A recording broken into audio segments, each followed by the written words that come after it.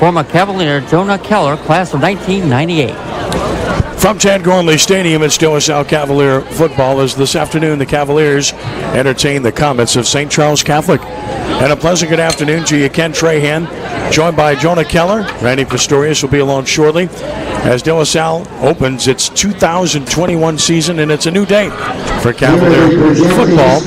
It's a new day for St. Charles Catholic Comet football. Storyline is pretty interesting. Two schools that have been terrific football programs in recent years, and two schools that have had coaching changes in the past year with coaches who did phenomenal jobs moving on and new coaches who are really good coming in. Jonah Keller, who played for De La Salle, graduated class of 1998, would know a little bit about that, not just because he played at De La Salle, went to school there obviously, but because he was a classmate of Graham Jarrett, the new head coach of the Cavaliers. First of all, Jonah, great to have you with us, and welcome. We appreciate you being here. So talk to us about Graham Jarrett. He's a guy that I've had the pleasure of knowing for several years as an assistant coach elsewhere. Now he's home at his alma mater, and it's special, isn't it? Yeah, it is, Ken. And I'll tell you, I got goosebumps watching this pregame.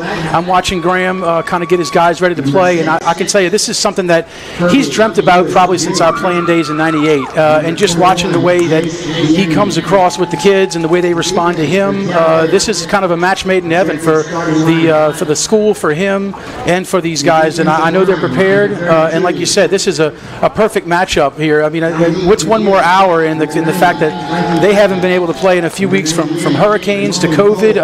I think this just becomes easier for these guys, but it'll be a great matchup today. I think that Graham's got these guys ready to play, and I'm looking forward to it. Well, Graham Jarrett, a 2017 inductee into the De La Salle Athletic Hall of Fame, a 4-year starter at Nichols after his great playing days at De La Salle, and he is home again. And Graham, of course, in recent years has been part of a Jesuit staff that won a state championship in 2014, and an Archbishop Rummel staff that won a state championship in 2019. So, like we like to say in the business, he has the maps, doesn't he? He's got the resume, that's for sure. I mean, look, he was the offensive line coach at Jesuit, and they had a great program when they won the state title, and then a couple years ago with Rummel. So, I mean, look, Graham's battle-tested. He's proven that he can coach a winner, and I think that's what he intends to do at De La Salle. He was given the keys to, let's face it, a Corvette. I mean, and this team's loaded again. So, hats off to Ryan Manali for what he was able to do here for 13 years, and I'm looking forward to see what Graham can do with this talent, and the sky's the limit for him as well. Well, Graham Jarrett's home again, married Cheryl, his high school sweetheart, and of course she's assistant to the president, Paul Kelly at De La Salle. So the family affair continues in wonderful fashion on the avenue at 5300. And you mentioned Ryan Manali. We'd be remiss not to start off by giving him enormous credit for an incredibly well-done job. I watched him go in from day one with 22 or 23 players and build that program into a championship program in 9 years, winning 75% of his games, 3 state title game appearances, and it pained him to depart. He loved De La Salle High School. Look, and I was at that game I think you're referring to. It was actually at Pan American Stadium, and it was his first year, and they actually played Jesuit, and the score was 42-0 at halftime. There was 22 kids on the sideline. That was, as an alumnus, that was hard to watch, and here we are, 13 years later, and who would have thought he would have now been moved on to Jesuit, and look at the position that he's left De La Salle in. So it's a success story all the way around for De La Salle and for Ryan. And what's amazing is these are two class acts, Ryan Manali, Graham Jarrett. The seamless transition has been as seamless as you could possibly hope for. They get along great. They talk all the time. So it's been a very easy transition. Many of the coaches are still here from Coach Manali's staff. A few others have been added. So, again, a really seamless transition. Meanwhile, on the other side, St. Charles Catholic, our prayers and our thoughts continue to all of my great friends in the river parishes, in Laplace, in Reserve. And I said this to you earlier. I spoke at St. Charles Catholic Touchdown Club on the Tuesday before Hurricane Ida. There was so much excitement, so many people. They love their football. It's a great school, and they've made a major transition as well, moving on from the legendary coach Frank Monaco, who's one of the greatest in the history of Louisiana.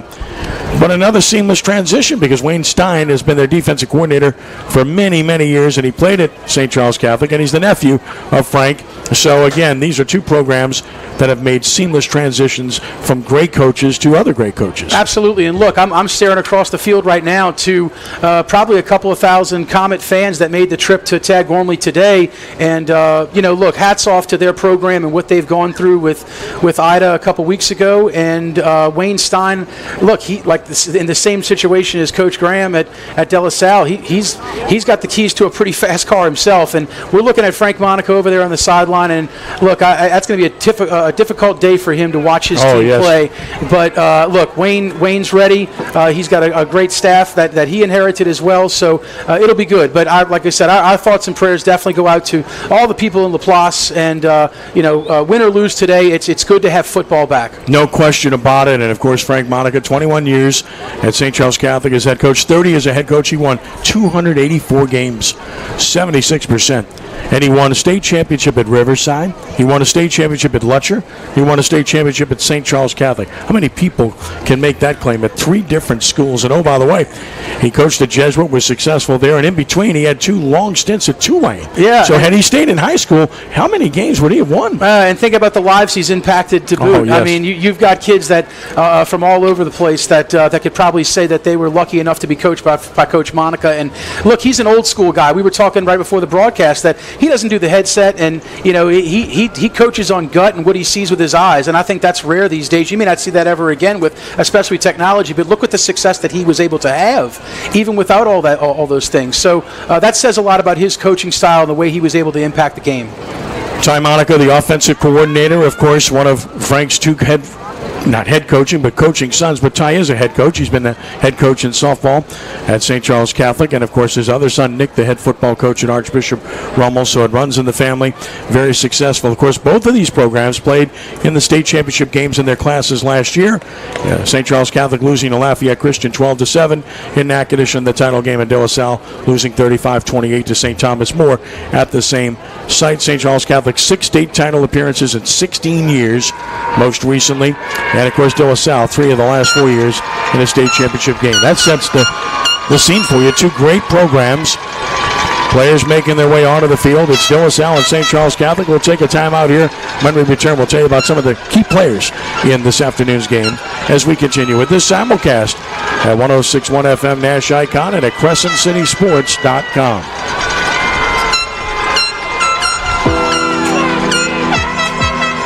Rooted in the tradition of the Christian Brothers, De La Salle High School serves students in grades 8 through 12.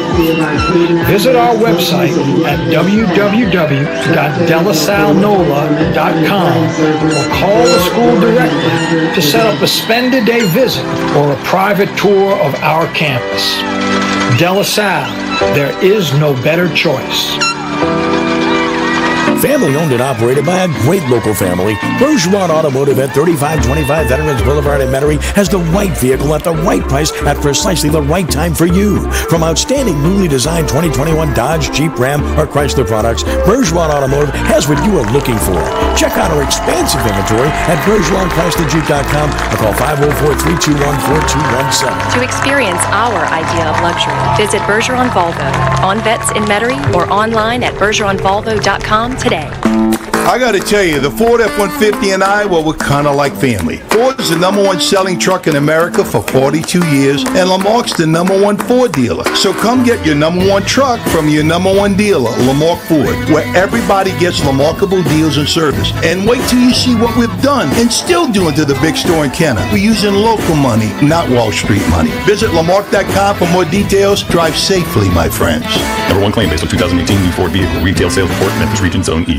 New Orleans, your resilience is inspiring. As our community continues to recover, Diamonds Direct is proud to help. We know the road to recovery will be longer for some. That's why we're raising funds for local organizations like Cajun Navy and our Employee Relief Fund. Learn more at DiamondsDirect.com/New Orleans. Our showroom is open and we're here for you, whether you're ready to pick up a repair, past purchase, or just want to come by and say hi. We're truly stronger together, New Orleans, and we're proud to stand by you during these challenging times. Anytime, anywhere. Smartphone, tune-in radio app. We are 106.1 Nash Icon, WRKN, Picayune, New Orleans. Well, with Jonah Keller, I'm Ken Trahan. Randy Pistorius will be along shortly. Both teams have taken to the field. Interesting, both teams are in their dark uniforms today. De La Salle, and they're all maroon look with white numerals, and the helmets have some silver on them this year with the DLS. And St. Charles Catholic, well, their uniforms got messed up because of the storm in La Place. So they're wearing black jerseys today with blue helmets and white pants. The numerals are blue. They're trimmed in yellow gold. And bear with us about identifying numbers. I'm making excuses already, Jonah. Yeah, I got my binoculars out, so I got my double eyes on. But no, I'm with you, Ken. It's a little difficult to see. Maybe we get some sun later today. I'm a part weather nerd, so it looks like the radar is going to hold up. And I think we're going to be in for a treat this afternoon with these two teams. And as we watch the captains come out on the field, De La Salle, like you said, they look good. They're going maroon on maroon. Yep. They're rocking the new. They're the Jordan Jumpman brand today, so that's a new look. Adidas last year, and they've moved on to Nike, and they look good today. Great series, and they've played 6 times since 2013. St. Charles Catholic has won 4 of those. Last year, De La Salle shut out the Comets 21-0. And as mentioned, both teams went to state championship games 2 years ago in a classic 3 overtimes. Comets won 26-23. The year before, the Comets won 14-12. De La Salle's last win before last year was 28-0 in 2017. De La Salle won the toss, by the way. They've deferred, so the Comets are going to get the ball first. De La Salle is elected to play defense first and kick off. And when you look at key players, starting with the Comets, Zach Vicknair, the outstanding senior, was their quarterback last year. He's moved the running back this year with Keenan Goff graduating, rushed for 890 yards, 10 touchdowns last year. Aiden Othermont has moved to quarterback. He will be the guy to watch with the football most of the day. And, of course, they are going to play tough, and they're going to run the football up front. Defensively, Moses Clark up front is a load. And then, of course, they have good players at the back level, and Bryce Bertucci, as well as Redrick Hackett, Jermaine Roussel. Fans are being asked to rise now. We'll tell you about the Cavaliers' key players in a moment. We'll check in with Randy on the field as well. We'll have a moment of silence and prayer, and then we'll have the national anthem to be performed by the De La Salle Cavalier Band here momentarily. First, our prayer. And of the Holy Spirit, amen. Father in heaven, we ask you for your blessing on the game we are about to play. Give each one of these athletes the courage to play this game in a manner by which our words and our actions are pleasing to you. Let us enter into this competition in a spirit of sportsmanship and with respect for the members of both teams, their coaches, and their loyal fans. Especially bless those members in our area who have been affected by the devastation of Hurricane Ida. We pray for a speedy recovery for those who lost property, and we ask that you grant eternal rest to those who have died.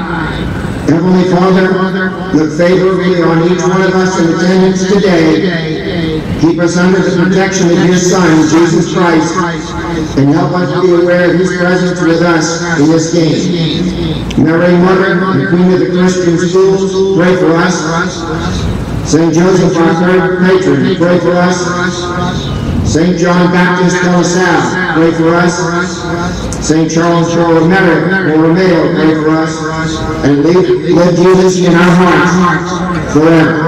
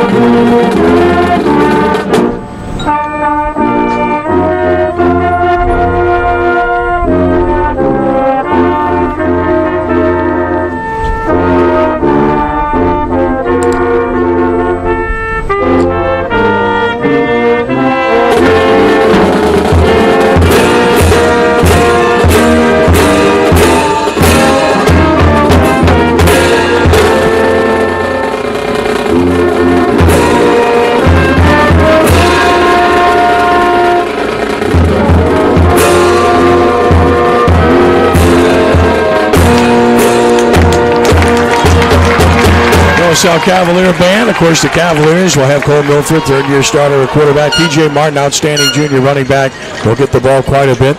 And missing a really good receiver, Makai Paris, who's still injured. Offensive line, still good with a couple of returning starters, three of those, Kariakowski, Donnellan, and Howard.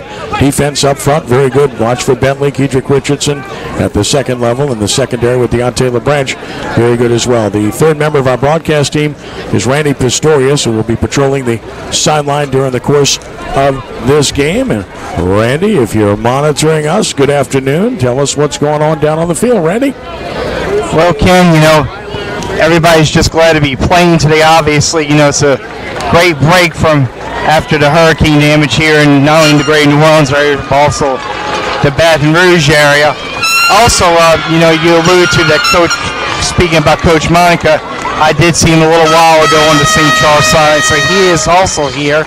Another notable person here to watch this battle of these two teams is Coach Tim Rebo, the Nichols State Colonels, who's here also, who was one of Graham Jarrett's coaches when he was at Nichols State. And so it's going to be an exciting afternoon.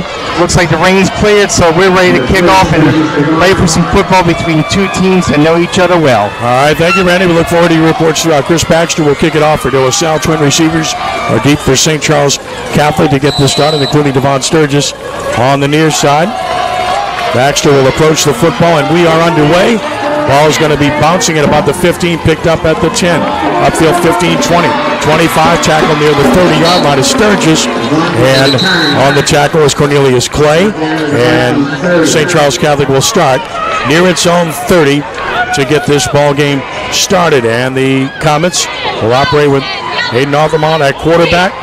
They'll have Vic Nair as his primary running back throughout the course of this game. The rest of the offense, Jacob Landry, the fullback, Austin St. Pierre, Devon Sturgis, Dylan Brown, the wide receivers up front, Mo Nabbit, Eric Cador, Abdel Nabbit, Jake Jondron, Eric McGee, the tight ends, Brandon Krager, and Ryan Lesh. Ready to go on first down. Aldermont is shotgun. Vic Nair next to him, motion across the formation. Low snap, gives it to Vic Nair. He's hit immediately and dropped. No gain at the 30-yard line. Excellent penetration by the Cavaliers. Kedrick Richardson leading the way. Yeah, that's what we want to see right there. Looks like Frankie Bentley also, he had a good push as well. And that's what we're going to see out of this De La Salle defensive line is they're big, they're strong, and it looks like they're going to stand up well today. And that'll be a big point of emphasis is making sure they stop the run early. No gain to the 30. Second down and 10 yards to go for the Comets. Shotgun Aldermont. Twin receivers left, a single to the right. Looks to the sideline. It's actually twins to either side. Slots his running back. Sturgis next to him in the backfield. Takes the snap. Rides it. Gives to Sturgis running right. Short side 30. And up across the 30 near the 35.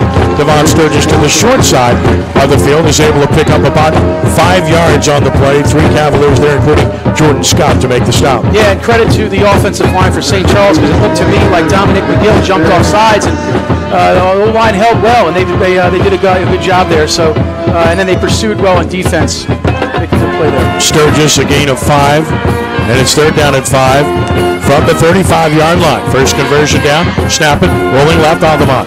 Looking, got a block, throws, and it's caught for a first down across the 40 to about the 42-yard line. Nice throw and catch, and the reception for St. Charles Catholic is made by number 5, Austin St. Pierre, for a first down at the 42-yard line. They get the 43, that's a gain of 8. Yeah, rare throw right there. It was a good job by the quarterback to roll to his left and actually throw across his body, and he threw a strike, so it's a good gain for the St. Charles Comets there. Gain of 8 and a first down to the 43. Wide side, right side of the field, Aldermont the snap. Going to run it inside, a lot of traffic there, and nowhere to go. Maybe a yard, and then push back. Solid job by the front for De La Salle, and the carry by the fullback, Jacob Landry, able to get about a yard at 2nd and 9. Yeah, that was Bentley and Joseph again with a good push up there, and I think he just had nowhere to run. It was a quick snap to the fullback, and the defensive line kind of held their own right there and was able to push the offensive line back for a loss. 2nd down and 9 at the 44-yard line after the gain of 1 for Landry. They go with twin receivers, a 3 receiver set to the right. Quick snap, all them on. Quarterback draw, trying to get outside right. He's tackled at the 42-yard line. Excellent play by Michael Thomas, the junior linebacker. Yeah, Michael Thomas read that perfectly. He's kind of set it home and read the draw by the quarterback. He didn't really put up much as far as looking to throw the ball. I think he knew he was going to run it the whole time. Michael Thomas did a good job of diagnosing that play early, made a good tackle for a loss. To the 43 to make it 3rd down and 10 yards to go. We play with 9:15 and counting, first quarter and no score from Chad Gorman. This game started an hour late because of weather. Glad you're with us, though, now. 3 receivers left, a single to the right and a single setback with Altamont, the quarterback. Takes the snap, retreats. Looking, under pressure now, retreating in a big way, and he's sacked and he fumbled the ball. It's on the ground at the 25, but he got it back. Great job by the De La Salle front to be able to get there. The first man there, Dominic McGill, and Altamont falls on a big sack back to the 25 and a loss of 18. Yeah, I don't know how he fell on top of that ball. He did a good job of pursuing it, but yeah, he was kind of running for his life right there in circles. Actually had his back to the defense, so I don't know if he even saw the defender coming at him, but he did a good job at least getting the ball back, and now they're setting up for a long 4th down and a punt situation. Punting situation here. It's like Bryce Bertucci to punt it away. Single receiver deep for the Cavaliers. Bertucci stands at about his 11. Takes the snap. Rush on, got it away. It's a wobbly spiral. It's going to bounce at the 48-yard line and go out of bounds in St. Charles Catholic territory. So a short punt, and the De La Salle offense will get the ball on the plus side of the field with 8:13 to play in the first quarter and no score. Yeah, that was a good punt right there. I guess it wasn't as far as he may have liked, but he didn't get it to LaBranch, and I think LaBranch can be dangerous if he gets a punt today. So it may not be a total loss for St. Charles, but like you said, De La Salle gets great field position right at midfield. Yep. So let's see what they can capitalize on. At the 49, Cole Milford, the quarterback, P.J. Martin, the running back, Chris Baxter, the tight end fullback, Josh Scott will play there too, Kentrell Millette, Guy Buras, Jace Bienemy among the receivers on first down. Motion to the short side. Milford, long count, takes the snap. Going to run Martin right to the short side. He's tripped up and down after a gain of about 2 on the play. P.J. Martin battled injuries last year, but he's very talented, and now he's the man. Yeah, that's what you're going to see. De La Salle's going to run that pistol formation where you're going to have P.J. a couple yards behind Cole, and that's just basically off tackle right for a law, or maybe a few-yard gain. But I think we're going to see a lot of that. Going to try to suck in the defense and try to go over top at some point. Up front, the Cavaliers are stout. Josh Thornton, Hunter Kariakowski, Jim Donnell, and Justin Howard. Caden Jones, 2nd down and 8 from the 47 of the Comets. Snap it. Milford wants to throw a quick one. It does. It's caught at the 43. Shook a tackle. And across the 35. Across the 30. And a first down for the Cavaliers inside the 30. Down to about the 27-yard line. That's Herbie Lewis. Herbie Lejeune. Easy for you to say. I'm about to say, we knew that was going to come quick, so I'm glad we got that out of the way. But that was a great catch and throw. He made 2 guys miss, and then he worked the sideline for a nice gain. So setting up 1st and 10 now for De La Salle, and let's see if they go back to the run here. Right back to the pistol, like you said, with P.J. Martin standing a couple yards behind Cole. Gain of 19 yards for Lejeune, and a first down at the 28-yard line for De La Salle. Pistol formation. Going to run Martin to the left on a stretch play. Cuts back at the 25, and he's down there after a gain of about 4 yards on the play. Good job on that run by P.J. Martin. Tackle made for St. Charles Catholic by Braden Bertucci. And you're watching P.J. Martin kind of shake off to the sideline. I don't know if he was hurt right there or not, but he wants to stay in this football game. Like you said, here's a guy who had some good playing time last year, but he wants to be the feature back. I think they had last year in the 2-headed monster, Byron Phillips and Montrell Johnson. I think P.J.'s ready to take the load right now. 2nd down and 7 after the gain of 3 for Martin. Milford takes the snap, fakes it, throws a slant incomplete. Yeah, and he looks like he had his man, just overthrew him a little bit on that slant play, but he was open. I think that would have been a nice gain for a first down, but it was incomplete, so that'll bring up a 3rd and about 5 or 6. Tight coverage there on Millette, and now it's going to be 3rd down and 7 as a result at the 25-yard line. Cavaliers will always line up on the ball, look to the sideline to get the signal play in. 6:45 to play in the first with no score. 3rd down and 7 yards to go. Twin receivers bracketed to either side, one behind the other. St. Charles Catholic showing blitz. They're coming. And they're going to run it inside. Martin's gobbled up. So right into the blitz goes the runner, and he's down. Good job defensively by 15, Matthew Loop. And it's no gain, and it's 4th and 7. A decision for Graham Jarrett. Yeah, the corner came in right there, and they didn't really call for an audible, and they ran the ball anyway right into the teeth of the defense. So not surprising they didn't gain any positive yards there. But yeah, here's the first big decision for Coach Jarrett here on 4th down inside St. Charles territory. So it looks like they're going to go for it. Yes, they will. It's 4th and 7 at the 25. And the Cavaliers will go for it. Again, twin receivers to either side against a 4-3 look. Long count. Milford takes the snap, and now they blow the whistle just as the snap arrived.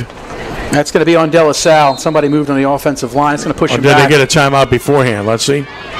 Official timeout. Yeah. Now they're going to mark it off. Okay. Yeah. So, yep, looks like.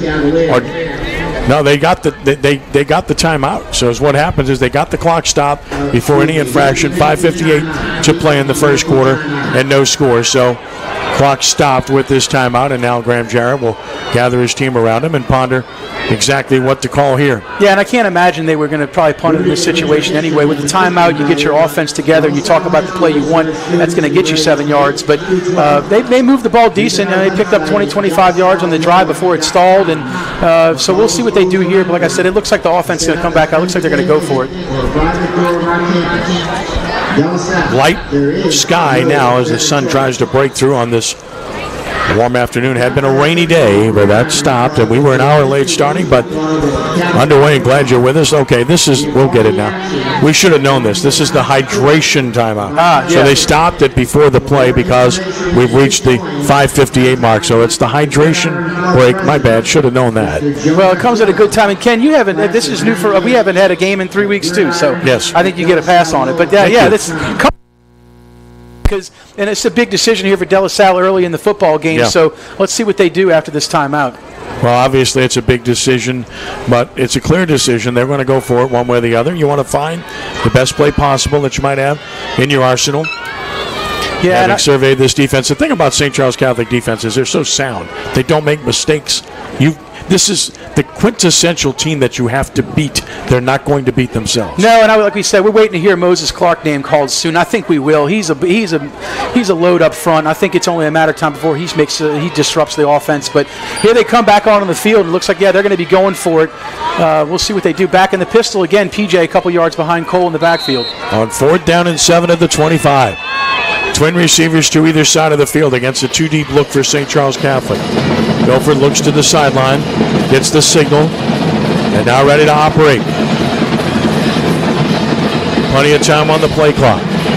Calls for the ball, fakes it, wants to throw it, has time. Down the middle, he had a complete open receiver. Milford simply led him too much. Yeah, that was Kentrell Millette popped wide open on the play. Unfortunately, that was 6 off the board. There was nobody around Kentrell Millette, and I think maybe Cole didn't realize how open he was going to be on that play, but that was offensive line gave him time. He was wide open, so tough break there for the Cavs, but looks like St. Charles may have dodged the bullet there.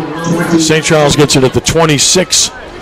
People say, well, it was the 25 one way, but it's the 26 the other way because it's the closest to the hash. That's why. So at the 26 with 5:54 to play, first quarter, Comets get it back, no score. 2 up backs here. And a low snap into the ground, picked up, and in big trouble for a loss of 3 yards is Alderman.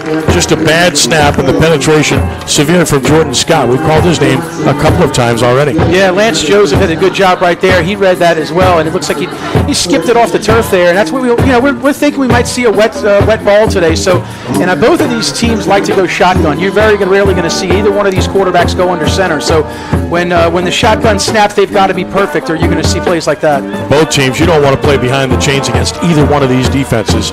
2nd and 14 of the 22. Aldermont the snap, wants to throw it. Screen coming, flips it on the front, it's eaten up. Big loss coming as the pass was caught by Sturgis, but what a job defensively by Michael Thomas to smother that play. Yeah, that was Michael Thomas again with a big tackle for loss, but give credit on the penetration by Lance Joseph. I don't think he was touched off the edge. I don't know if that was a by design play where they were trying to get somebody in the flat, or if it was going to be a screen, but both of those guys blew it up quick, and that was a great tackle right there, open field by Mike Thomas. So Sturgis losing 5. They go backwards. So it's third down and a whole bunch need to get to the 36. Third and 19 here from the 17-yard line.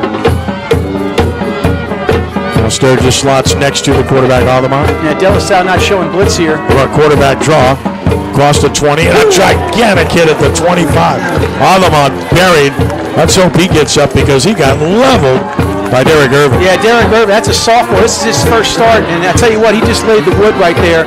And I can't believe Offman held on to that football. That was a nice open field tackle, bringing up a fourth down punting situation. And maybe look good to see a little Deontay LaBranch here. Gain 9. And now the punting situation. LaBranch will drop deep. Bryce Bertucci to punt it. Bertucci stands at his 12. LaBranch stands at about his 46.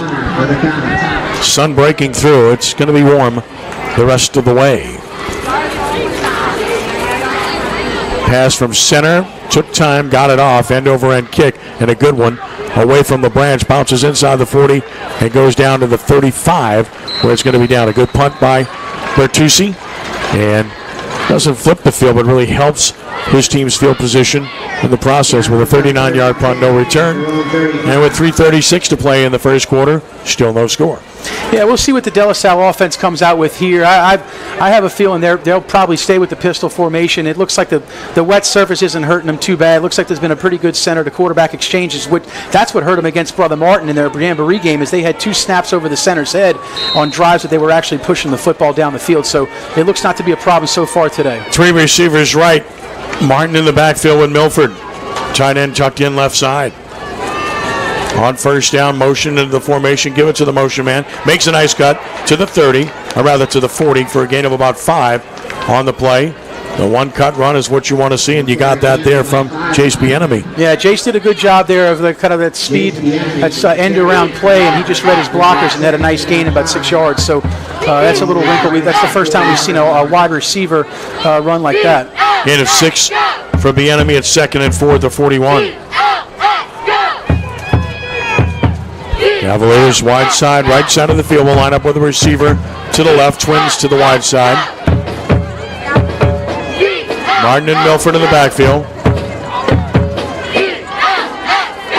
Milford the snap, runs Martin, trying to bounce it right, no room there, and he's going to be driven back. Great job by the Comet front. They swarm to the football. Bryce Bertucci makes the stop. Yeah, Martin didn't try to get outside of there, but he couldn't get to the edge. And give credit to the Comet defensive line. They pushed the De La Salle offensive line back for a no gain there. 3rd down and 4 coming. Martin 4 carries 5 yards thus far. Play coming into the game with Josh Scott on 3rd and 4. Clock now winding down as we have 2:15 and counting first quarter. De La Salle has to be careful here. We are under 10 seconds on the play clock. They're going to have to try to get this one off them pretty quick. Snap it, fake it, rolling left is Milford. He's going to look throwing the 5-man open caught. First down at the 50 and in the St. Charles Catholic territory to about the 47-yard line. That's Chase Bieniemy. Well-executed play. First down, Cavaliers. Yeah, he was wide open. He just basically ran right across the middle of the field, and at some point, whoever was on him missed. If that's a zone play, they attacked it perfectly, and that was a perfect strike by Cole Milford for a first down. So to the 47-yard line and a first down on a gain of 12. Milford's 2nd completion of the game. Cavaliers with their 2nd first down of the game. That looks like it's going to be a timeout. Looks like it. Yeah, we got maybe an equipment problem for one of the St. Charles Catholic players who has to depart because of it. So that's Caden Jones. He's a really good one too. Yeah, let's see if De La Salle could take advantage of having him out of the ball game here. He's their leading tackler, and he's had a pretty good game today so far. So it's 1st and 10 at the 47-yard line.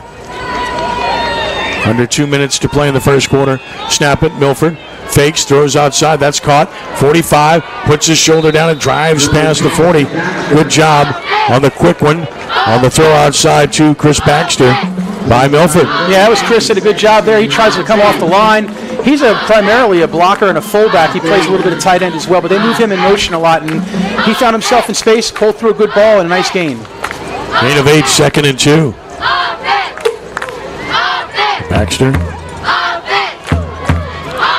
Good down the play, 2nd and 2 at the 39. They'll go strong right here. Movement up front. That's going to cost Salle 5 yards. So 2nd and 2 becomes 2nd and 7 very quickly. Not what you wanted to see in that particular situation. So move it back. And it's 5 yards to the 44-yard line as a result, which will make it 2nd down and 7 yards to go. Crescent City Sports Prep Football is brought to you by Lamarck Ford and Kenner. Now with an all-new 12-bay quick lane servicing all makes and models for brakes, tires, oil changes, and more. Come see our Lamarkable deals and service. Stop by or go to Lamarck.com. Counter play.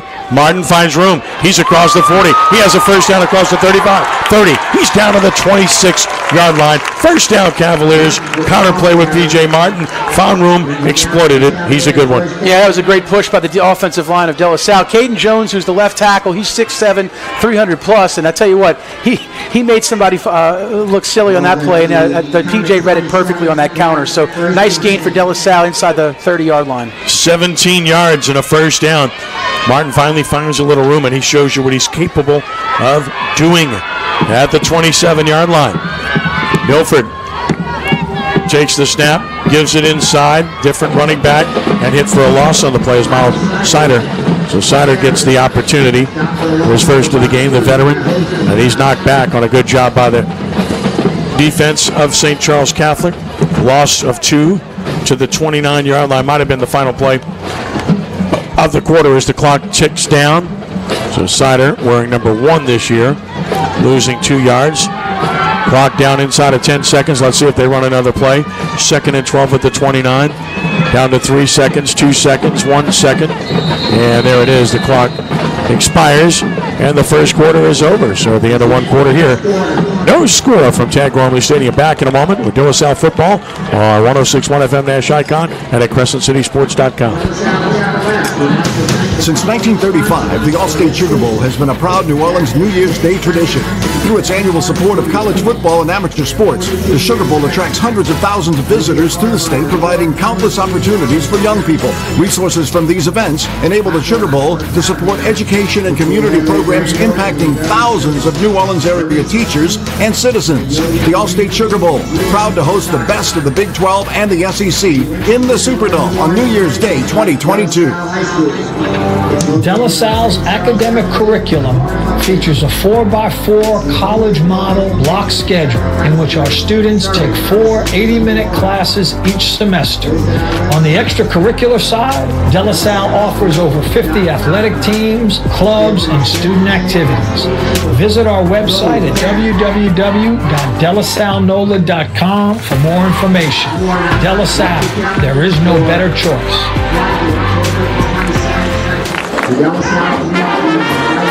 Second quarter set to begin with no score. We'll check in with Randy in a moment or two.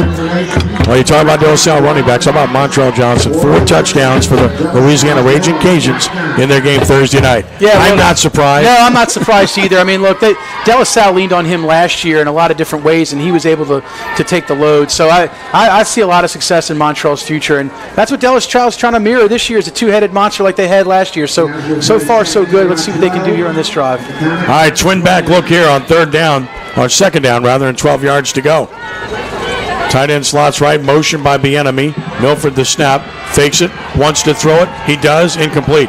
Very tight coverage. Intended receiver Baxter, but he was smothered on the play. Really good coverage by Jermaine Roussel, and it's 3rd and 12. Yeah, and I think he had probably should have checked down that play. Bieniemy went in motion, and he was standing in the flat with nobody near him. So I think if Cole checks down there and sees him, that's a decent sized gain. But credit to Comets for making a good play on that breakup.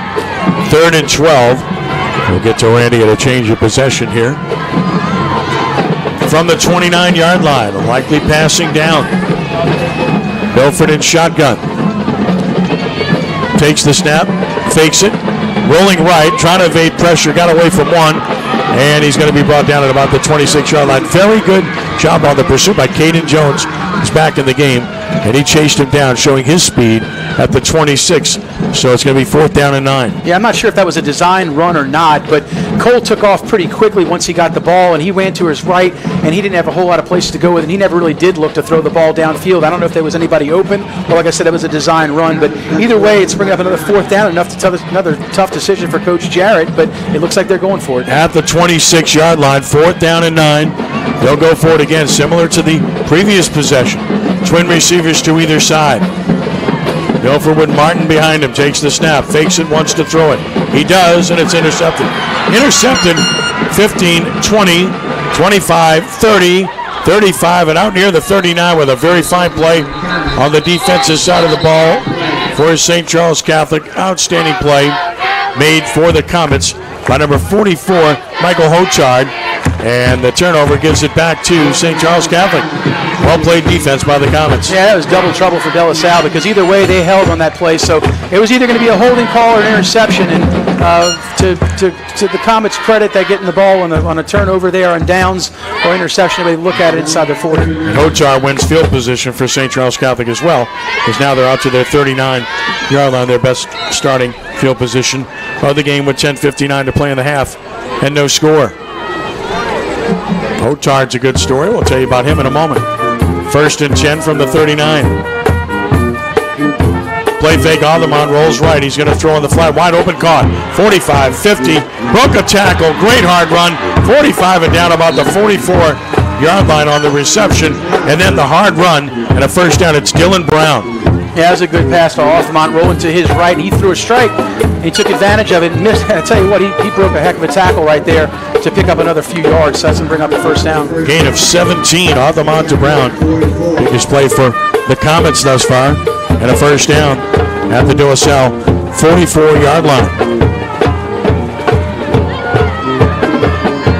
First time they've ventured into Cavalier territory. Wide side, left side of the field, motion across the formation left. Going to run it inside on his own play. And very little running room there for Vicknair. He's gobbled up after a gain of about a yard.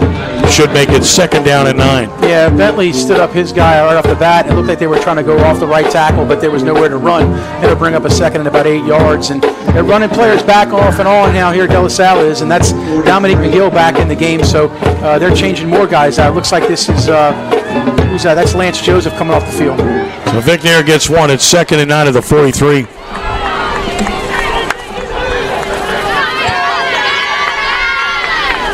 Aldermont takes the snap, just a straight quarterback run. He fights inside the 40 and gets down to about the 39. Yeah, that's a nice push right there, and that's another positive gain for the Comets, right up the left side there. So we'll see if De La Salle continues to run guys off and on. They're going to keep this front. Thomas on the tackle, 4-yard gain, Aldermont. So now it's 3rd down and 5 yards to go at the 39 of the Cavaliers. 9:18 and counting 1st half. Still no score. And again, multiple receivers, twins left, single right. Motion across the formation right. Faking it, Aldermont is going to keep it, he's hit and dropped, and it's Thomas again. Thomas stood him up, drove him back after a gain of 1, and now it's 4th down and 4. I would think they'll go for it here. Yeah, well, they said the punting unit back on the field. Looks like playing field position. Yeah, they're going to play field position here. I don't blame them. The way De La Salle hasn't been able to move the football either, but that play looked like it was going to go for a gain, and then Mike Thomas, he closed it up quick. All right, Randy, we'll check in with you after this punt on the field. It's going to be a punting situation. Once again, a lot of punting in this game. As Bryce Bertucci will punt it away. LeBranch stands at about his 12.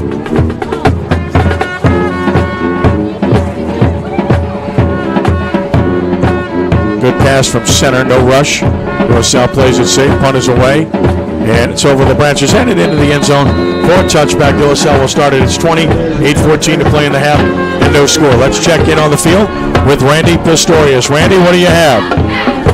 Well, Kenny, you mentioned Montrell Johnson, former De La Salle running back, in his great game for University of Louisiana Lafayette versus Ohio with 4 touchdowns Thursday night. But one other tidbit of note on the sideline here, we have only one legacy player this year, Tim Donlin Jr., who's playing on the offensive line.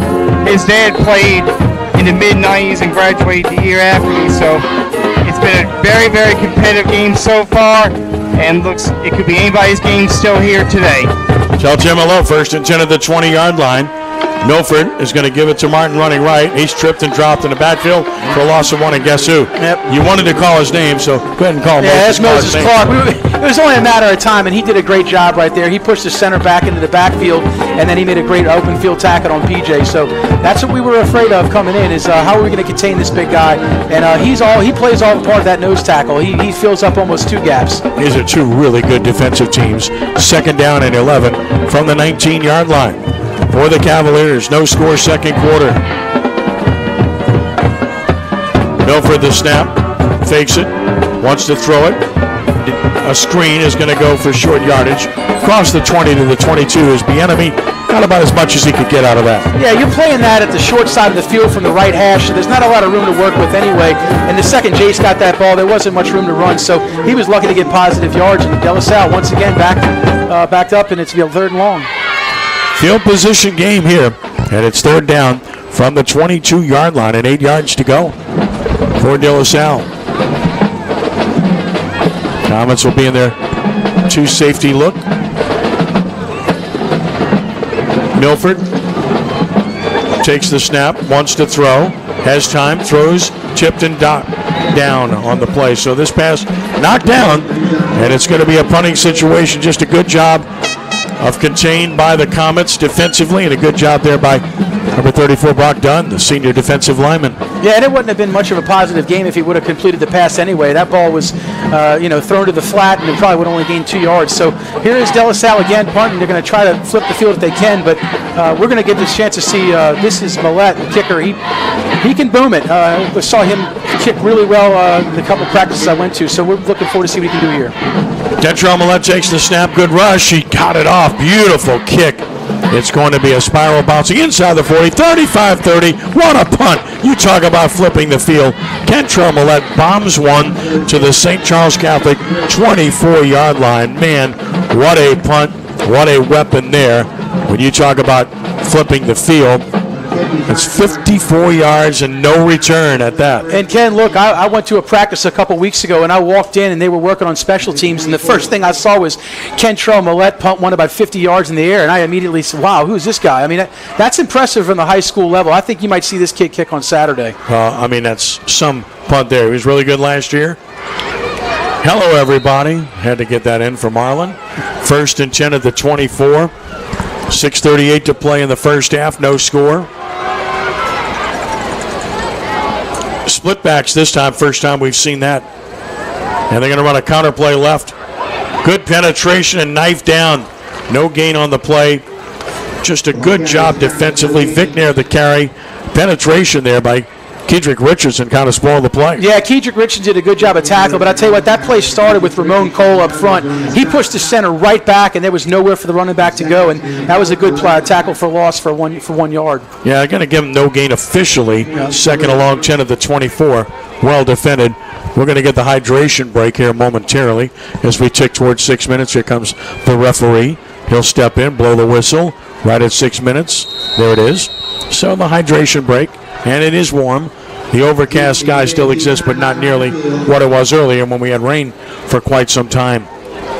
You get that combination of sunlight and a wet ground, and boy, it's steamy. Yeah, you can see it on the track out there. Those puddles are drying up real quick, and I tell you that these hydration breaks are going to be key for both of these teams. Like we said, they're De La Salle in all maroon, and St. Charles Comets in their black uniforms. They're going to be cooking down there. I mean, it's almost 4 o'clock heat of the day, so this will be key to see. But no cramping so far, which is kind of what we thought we might see in a day game. But with the overcast skies early on, it looks like that's not so much of a problem.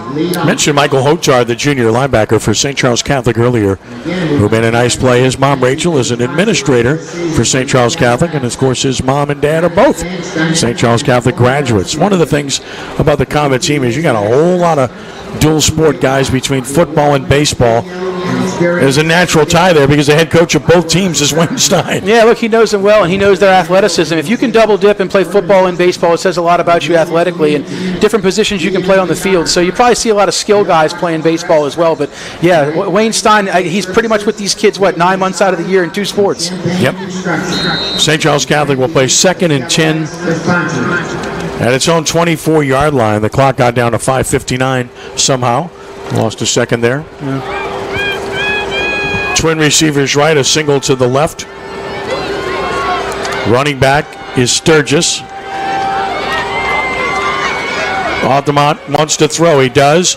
Behind the receiver. This receiver sat down wisely against his own defense in the hole, but the throw was wide of him. Yeah, Altamont just missed him there, and that would have been a nice gain, probably close to a first down, because there wasn't a De La Salle defender within 5 yards of him, but he just missed him there. And I mentioned that because against zone defense, you want your receivers to identify where the soft spots are. That's what the receiver did. He sat down, waited, but the throw was off the mark. That is the one thing about the St. Charles Comets is they only have one returning starter on the offensive from the wide receiver standpoint. 3rd and 10, rolling right, looking. Altamont will cut it upfield. Shook one, shook two, and he held onto his helmet and is tackled at about the 29. Yeah, that was Timothy Maxson that kind of tackled him up high. Almost looked like it could have been a face mask, but I guess he avoided it. Probably tackled him up around his shoulder pads, but that was a nice open field tackle by the defensive line. There's a flag on the play, so maybe he did get his we'll face see. mask. It looked like he may have It is on the far side of the field. Yep, they're going to call a face mask on De La Salle. That's big, and that's going to be a first down. Yep. And if it's a big one, if it's 15, it really puts him in good field position, and that's what it's going to be. Well, you saw the helmet go around, didn't you? Yeah, I was thinking he may have missed it, but he definitely got him up high, and they caught it for him. So yeah, 15-yard penalty right there. That's huge for St. Charles to be able to keep the football and move it down the field. Second penalty, 20 yards on the Cavaliers, and a rare first down for St. Charles Catholic out at the 43-yard line. Rolling left, Altamont looking, and he's going to be sacked at about the 40-yard line. Couldn't find the receiver rolling left, and great pursuit. And once again, there is Michael Thomas. He's had a heck of a first half. We've called his name a few times, and that's great pursuit again. And I tell you, Altamont, if he would have set his feet and maybe threw the ball a second early, he had his receiver down the field, but that was great pursuit. That was also Dominique McGill. Give him credit, too. He chased him down, making a nice open field tackle. That's going to back him up again. Loss of 3. It's second down and 13 yards to go. Second sack for the Cavaliers. Around the line. Snap it. Going to fake it and run it right. Shook one tackle. Cuts back, boy. Almost found green space. He pounds at the turf because he's a half a step away from breaking it. Yeah, he gets across the 45 to the 46. It is a pickup of 6 yards, and it's 3rd and 7. Yeah, he knew it. No surprise there. He had some open spot, but Jordan Scott was able to track him down and make a nice open field tackle. So here we go again. This looks like about a 3rd and 6 here, and 3rd and 7. Yeah, 3rd and 7 at the 46-yard line of the Comets. 4:20 and counting. First half, and still no score. 3 receivers right, a single to the left. Altamont the snap, wants to throw. Has time. Rolling right. Still looking. Still rolling. Now throwing. And a good throw on the money is caught for a first down in the De La Salle territory to about the 41-yard line by Austin St. Pierre. He waited to the last possible second, and then he threw a strike. He did, and Tyler Lyland, who we haven't called his name yet today, he was in hot pursuit. That's actually a guy who he didn't play at all last year, and he coming off of a pretty bad knee injury, hadn't played at all this year as well, and he was in pursuit, but Altamont was able to roll to his right and throw a dart for a first down. 13 yards and a first down. Well done by Altamont right there to St. Pierre. 8 of 13.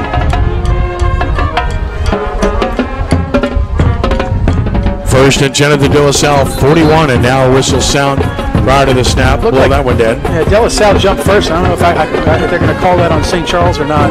Didn't see. They're going to call that on De La Salle. Salle. He was in the neutral zone when he jumped. Yep, they don't want it. 5-yard penalty will make it 1st and 5. And we'll get a timeout taken here by De La Salle.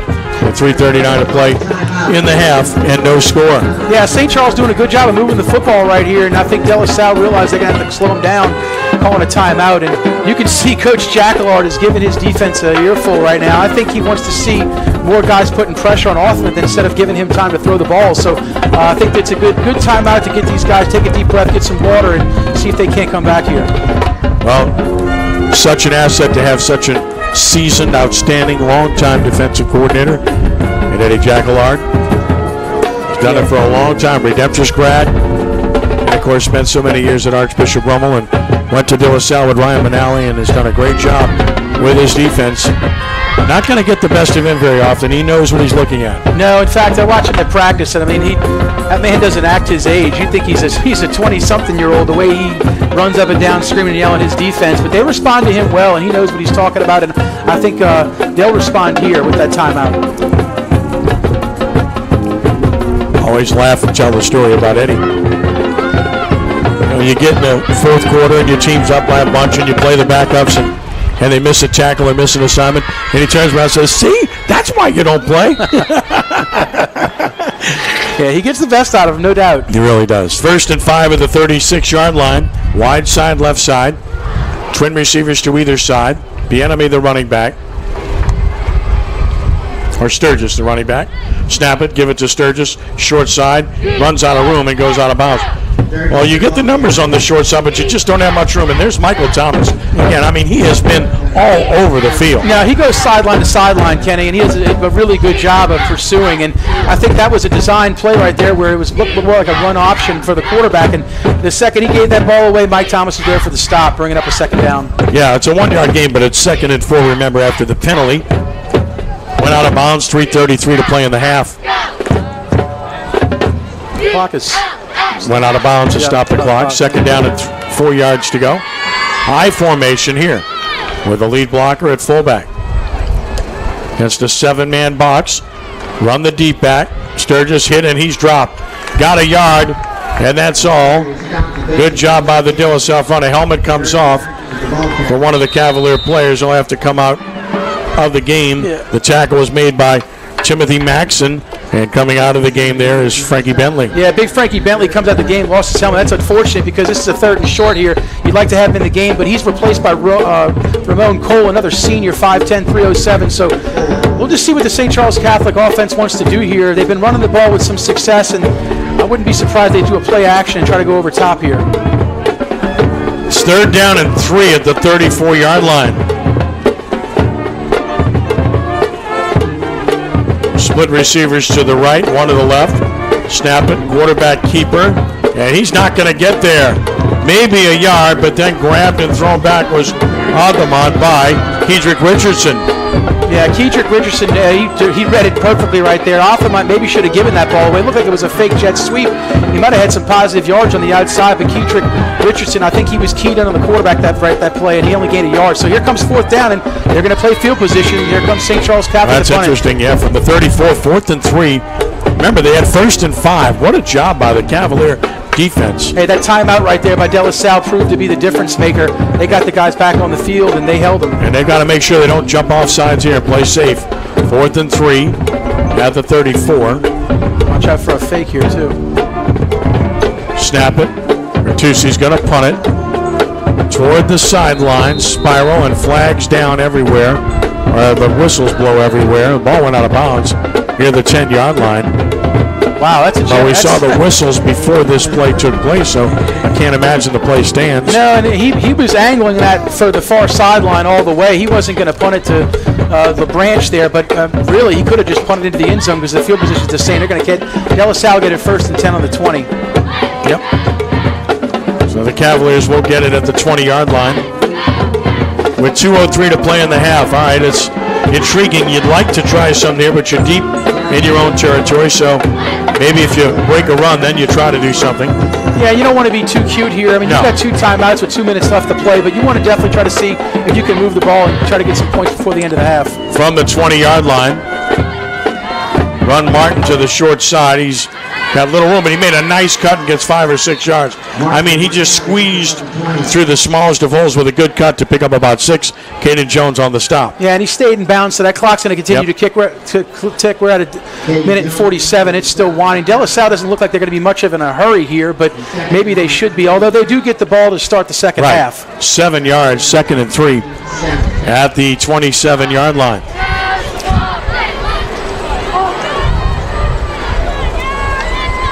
Takes the snap, gives to Martin. He's hit, and he's going to be stopped cold. Yeah. Good job on the defensive side by Brock Dunn, the senior defensive lineman. And now St. Charles Catholic may call timeout. Yeah, I'm not surprised here. No, because De La Salle's actually called De La timeout. Salle called a timeout with two running plays in a row. Now you've got a third down with a minute and 18 on the clock, and you only have one timeout. So it'll be interesting to see what they decide to do here about a 3rd and 4. If you don't get it, I can't imagine you'd go for it this far back. Well, they won't go for it, but what it does there, it's intriguing because if they make a first down here, that timeout pays off. But if they don't, St. Charles Catholic unquestionably will call timeout to get the ball back. Yeah, and they'll be left with 2 and about a minute left to play. Now, I guess De La Salle does have their outstanding punter in their back pocket, so they know that if they can, they would have to punt it. They could flip the field here. So, let's see what they come out with one timeout left and a minute 18. Coming up at halftime, Randy Pistorius will talk to Graham Jarrett as well. I think this is what we thought we'd see in this game as far as the way that this is kind of played out, is two outstanding defenses going up against each other. Nobody really getting a lot. In fact, I don't think anybody's been in the red zone. Maybe De La Salle got the closest by the 45-yard line or so. That's been it. Yeah, De La Salle's been inside the 30 on a couple of occasions, but that's been the deepest. All right, here we go, 3rd and 3. Martin in motion right. Milford wants to throw short side. He's in trouble. He's sacked. Moses has him, and so does Caden Jones.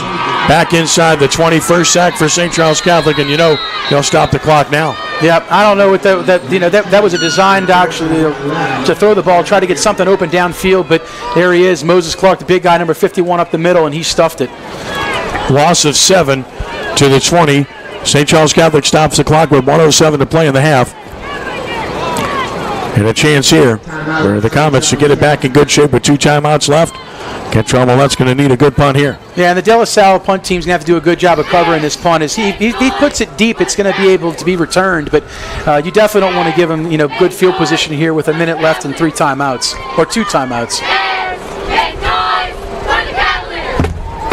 And the stands have filled up nicely, it looks like. Yeah. It looks like the De La Salle side is a nice showing along with St. Charles Catholic, and it's gotten hot.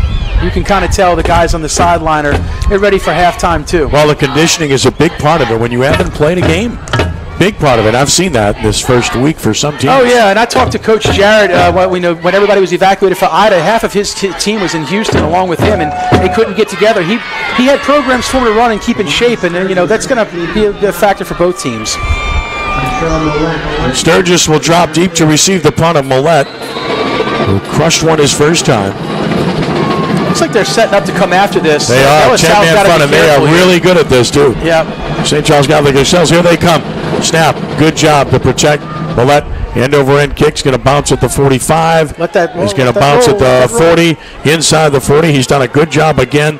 This one will be down to the 35-yard line. Again, Millette does a really good job. 45 yards, no return. So he's averaging over 50 yards a punt with 2 punts. You talk about a key guy. Yeah, that's in a close game like this with 2 good defenses. Yeah, and I hate to say it like this, but the MVP for De La Salle so far might be their punter, the way he's been able to pin him back. And that was a situation where he had to pick it up and kick it quick, and he still was able to get off a good one.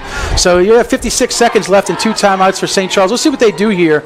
I wouldn't be surprised they try to go deep at least once or twice on this. Yeah, they're starting field position a bit better to try something here.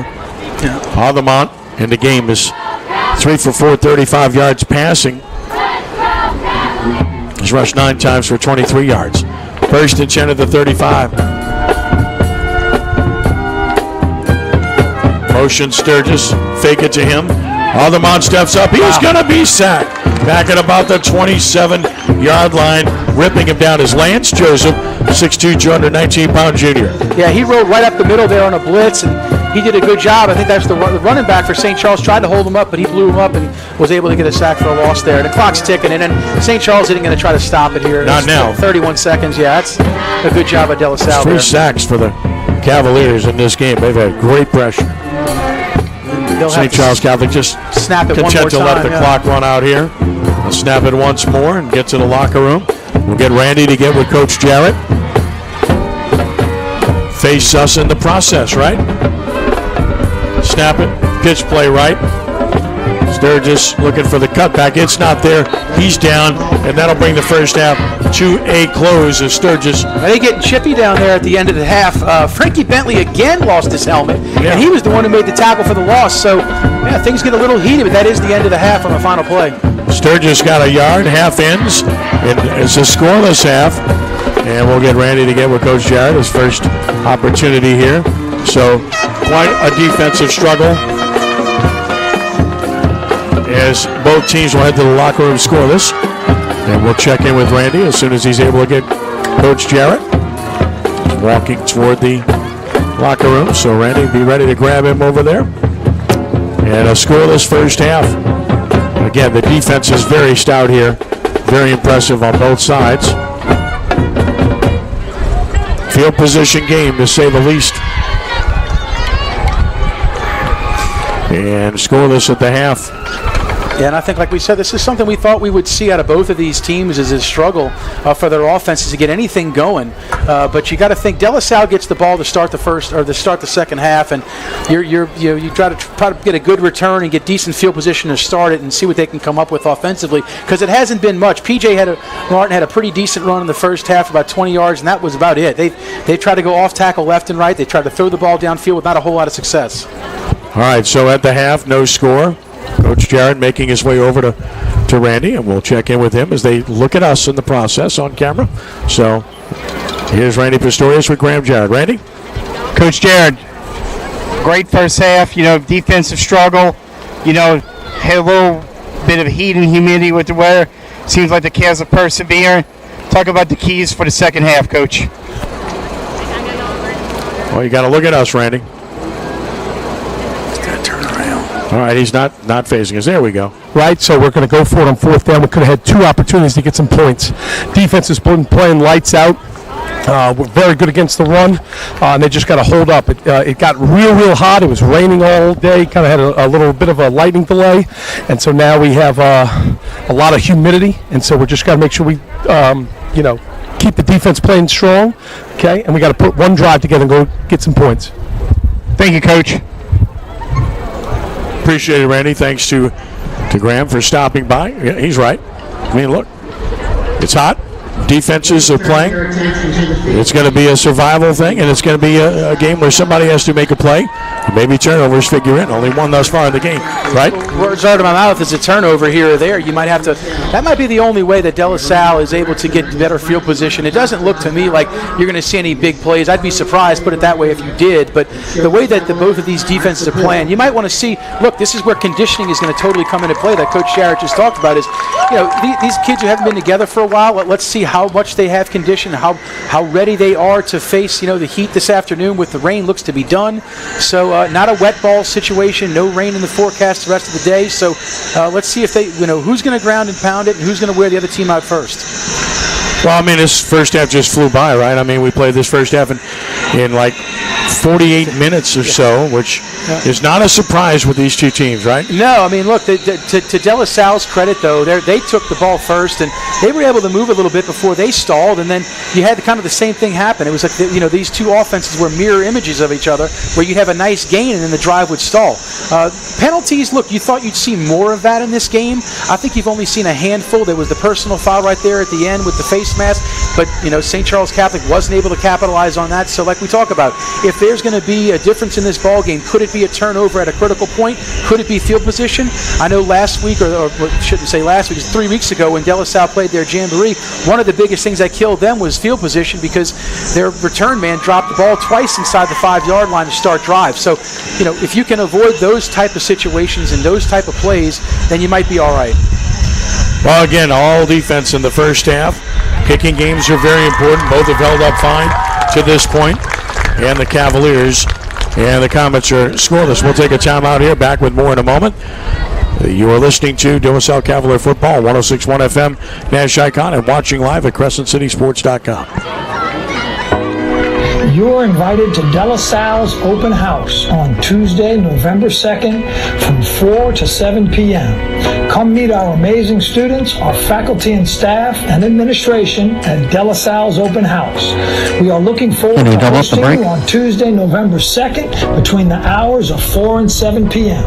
For more information, visit our website, www.delasallenola.com. De La Salle, lead on.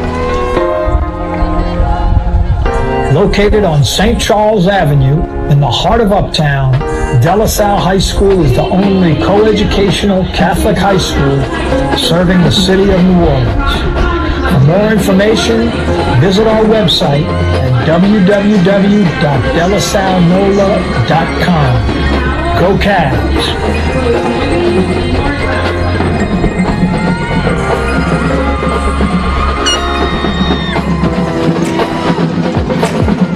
Rooted in the tradition of the Christian Brothers, De La Salle High School serves students in grades 8 through 12.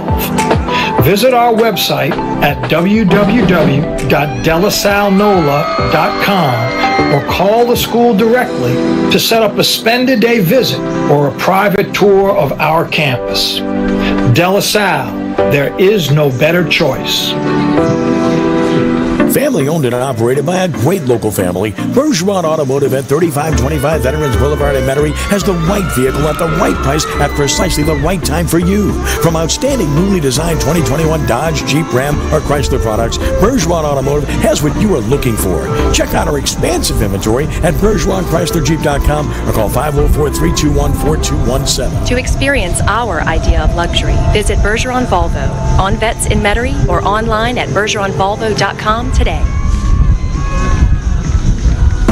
I gotta tell you, the Ford F-150 and I, well, we're kinda like family. Ford's the #1 selling truck in America for 42 years, and Lamarck's the #1 Ford dealer. So come get your #1 truck from your #1 dealer, Lamarck Ford, where everybody gets remarkable deals and service. And wait till you see what we've done and still doing to the big store in Kenner. We're using local money, not Wall Street money. Visit Lamarck.com for more details. Drive safely, my friends. #1 claim based on 2018 new Ford vehicle. Retail sales report, Memphis Region Zone E. Since 1935, the Allstate Sugar Bowl has been a proud New Orleans New Year's Day tradition. Through its annual support of college football and amateur sports, the Sugar Bowl attracts hundreds of thousands of visitors to the state, providing countless opportunities for young people. Resources from these events enable the Sugar Bowl to support education and community programs impacting thousands of New Orleans area teachers and citizens. The Allstate Sugar Bowl, proud to host the best of the Big 12 and the SEC in the Superdome on New Year's Day 2022. De La Salle's academic curriculum features a 4x4 college model block schedule in which our students take 4 80-minute classes each semester. On the extracurricular side, De La Salle offers over 50 athletic teams, clubs, and student activities. Visit our website at www.delasallenola.com for more information. De La Salle, there is no better choice. You are invited to De La Salle's open house on Tuesday, November 2nd from 4 to 7 p.m. Come meet our amazing students, our faculty and staff, and administration at De La Salle's open house. We are looking forward to hosting you on Tuesday, November 2nd between the hours of 4 and 7 p.m. For more information, visit our website, www.delasallenola.com. De La Salle, lead on. Welcome to Parent Teacher Night. Oh, yes, Miss Garner. If you have one of those airline credit cards, you're probably not earning double miles on every purchase. You're right. My card only gets extra miles on some types of purchases. With the Capital One Venture Card, you earn unlimited double miles everywhere. Wait, but where can we use them? You can use Capital One Venture Miles on any travel purchase. Venture gets an A+. Capital One, what's in your wallet? Terms apply. See CapitalOne.com for details. You will solve the great mystery. Streaming only on Peacock. This is Robert Langdon. The suspect called him. I teach symbology. He wants me to locate an ancient portal buried within the Capitol. From the author of the Da Vinci Code and Angels and Demons. It's your dad. The people who took him want me to find a piece of a very old puzzle. And executive producers Ron Howard and Brian Grazer. We have to finish this or my dad is dead. Dan Brown's The Lost Symbol. Streaming now with new episodes every Thursday. Only on Peacock. Anytime, anywhere. Smartphone, tune-in radio app. We are 1061 Nash Icon, WRKN, Picayune, New Orleans. And Crescent City Sports Prep Football is brought to you by Lamarck Ford and Kenner. Now with an all-new 12-bay quick lane servicing all makes and models for brakes, tires, oil changes, and more. Come see our remarkable deals and service. Stop by or go to Lamarck.com. It's halftime at Chad Gormley Stadium. De La Salle and St. Charles Catholic are scoreless. Ken Trahan, Jonah Keller, Randy Pistorius with you. Woody Dixon, our producer in studio for Nash Icon, 106.1 FM, and Chip Merritt and Matt Merritt doing a great job for CrescentCitySports.com, as they always do. Boy, there's not much to talk about in terms of highlights in the first half because these two teams just played stellar defense. But let's take a look at some of the numbers from the first half anyway. In first downs, St. Charles Catholic with 4, De La Salle with 3. Penalties, De La Salle 3 for 25 yards. St. Charles Catholic has not been penalized in the ball game. Sacks, De La Salle with 3 already. Great pressure. St. Charles Catholic with 1. The only turnover belongs to De La Salle. All right, team rushing yards. It's De La Salle with 35, St. Charles Catholic with 25. Passing yards, De La Salle 42, St. Charles Catholic 35. So total yards, De La Salle 77, St. Charles Catholic 60. Yards have been hard to come by individually for the Cavaliers. P.J. Martin has rushed a total of 8 times for 28 yards.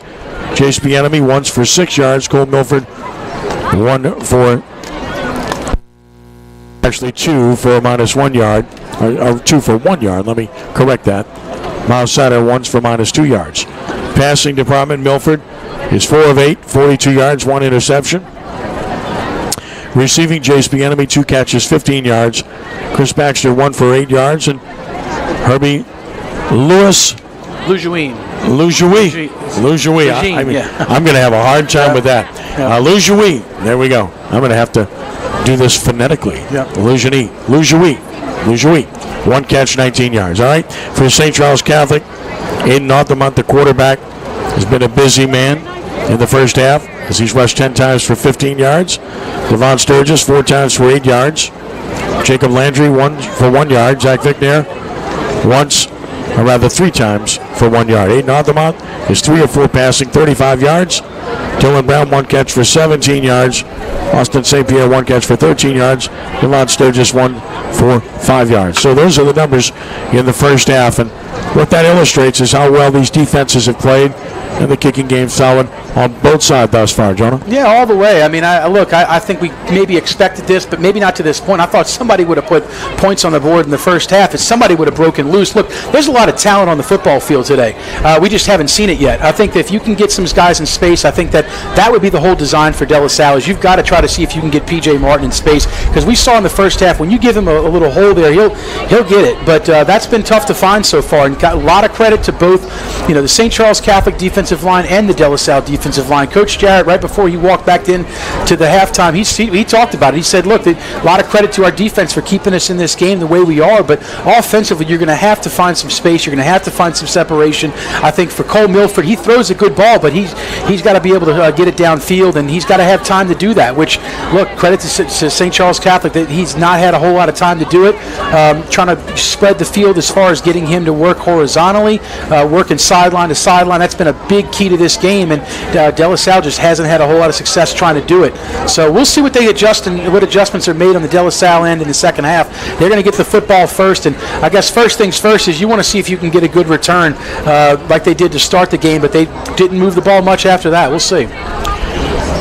So again, when you look at the first half opportunities, De La Salle had one great opportunity on a little skinny post, a wide open receiver, and unfortunately the ball was slightly overthrown. That would have been a touchdown. That was the one opportunity for either one of these teams in the first half. Yeah, that was points on the board. I think you might see them come back to that play. It was just a quick slant. It looked like a read option there for the quarterback for Cole, but it was one of those deals too where it's almost like you can't believe how wide open the guy is, and when you throw it, you just overthrow it by a couple yards. But if that's adjusted, that's a touchdown there. So yeah, that was easily points taken off the board for De La Salle. But I think they'll come back to it. But this game's moved along pretty quickly. Like we said, the entire first half took under an hour, and here we are about to start the second half. We're only an hour and 10 minutes into this football game. Well, the defense, as we expected it to be like this.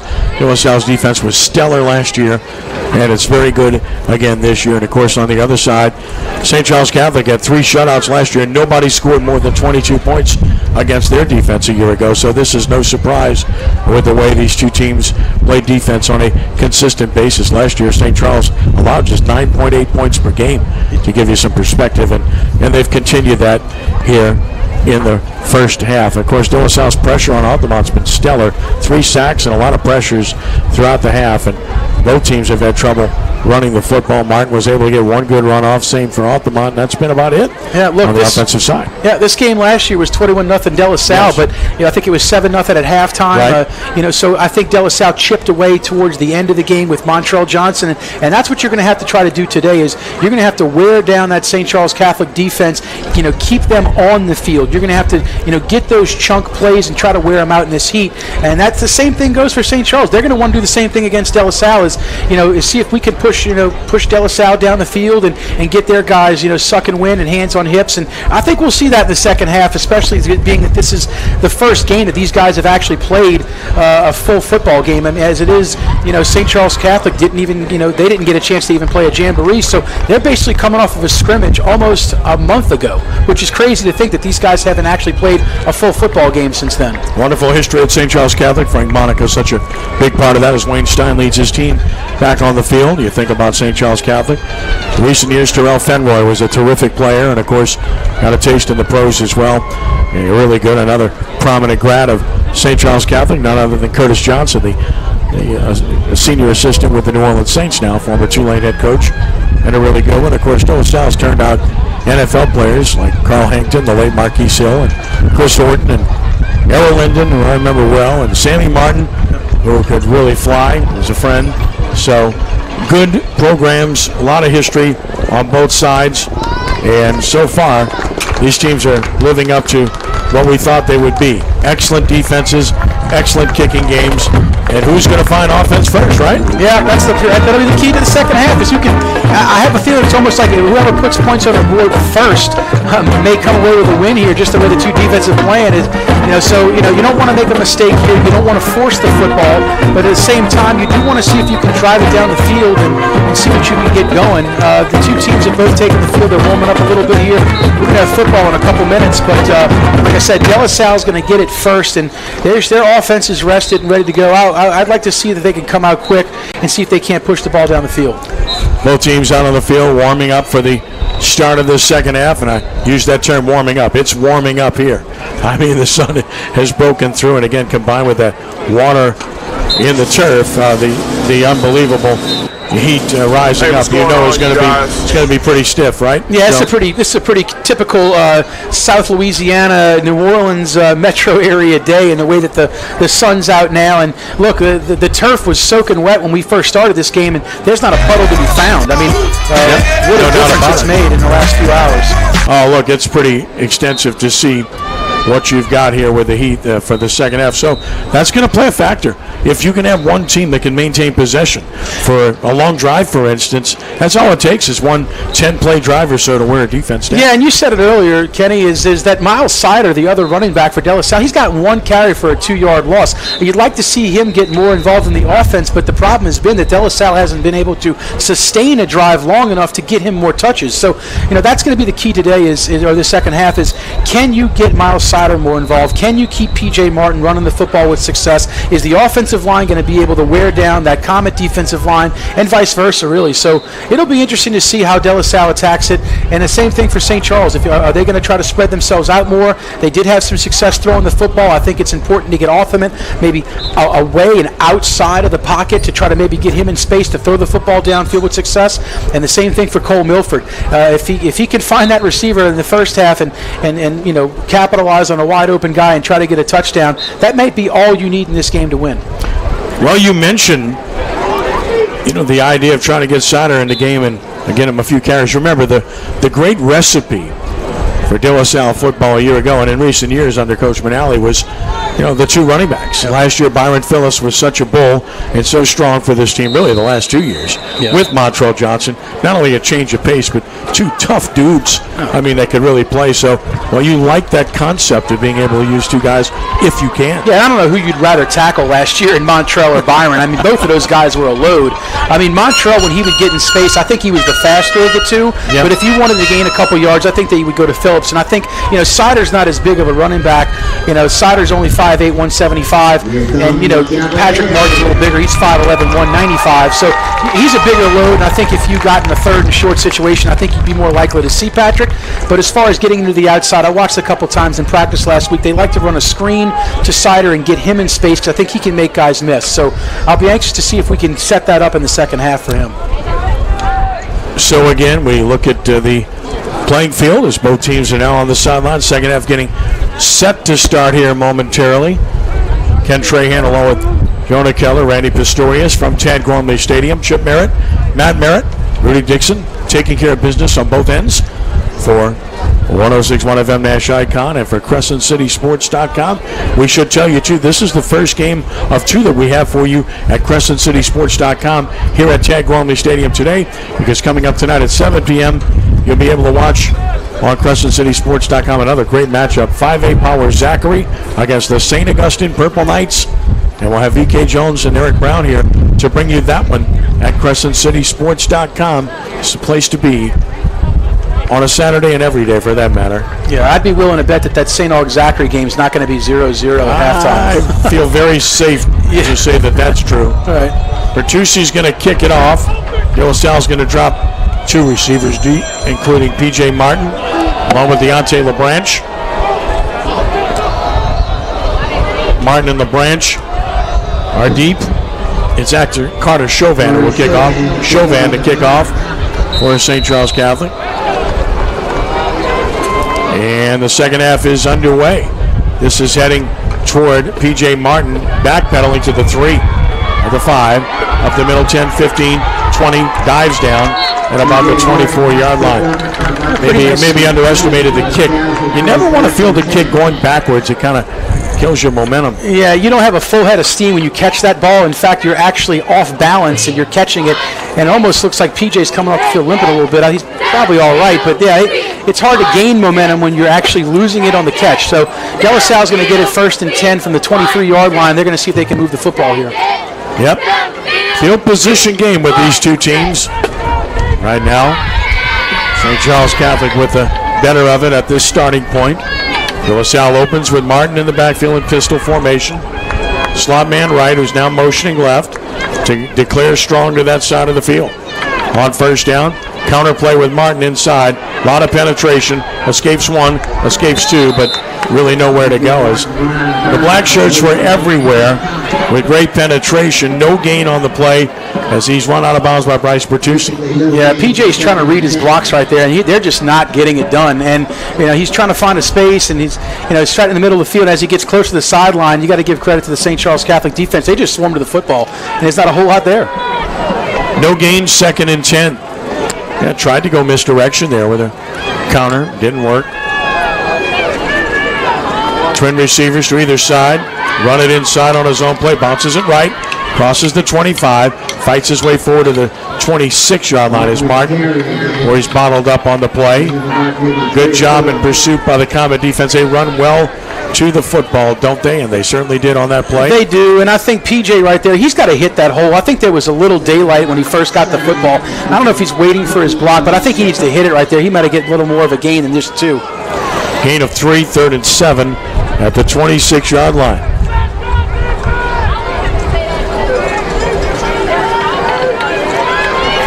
Two deep safety look for St. Charles Catholic. Twin receivers to either side.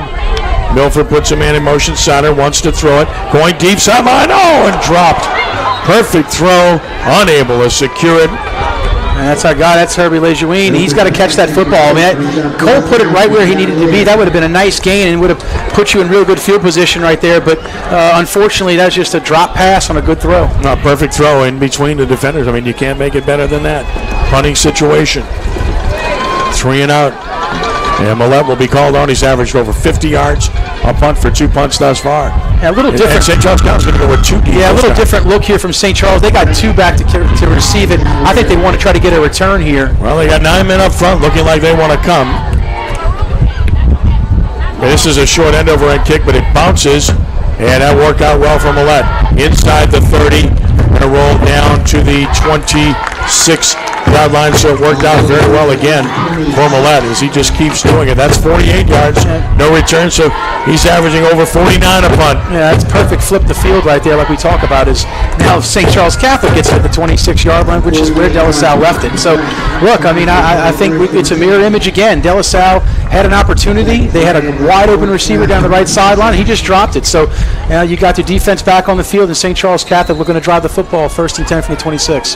First time that the Comets are on the field offensively in the second half. Sturgis still the running back. We haven't seen much of Vignair, right? Wonder if he's hurting. Rolling right off the mount. He's going to throw outside. Diving catch made at about the 29-yard line. Throw was a little bit low, and having to go down to get it was Jacob Landry. He does so at the 29. Short gain on the play. Yeah, tough catch there, but he made it, and he fell in almost immediately. So the ball was a little low, but give him credit for a good catch. 3 yards and 2nd and 7. Same defensive front that ended the last half for De La Salle up front. We'll see if they can't get some penetration here and get to the quarterback. 2nd and 7 at the 29.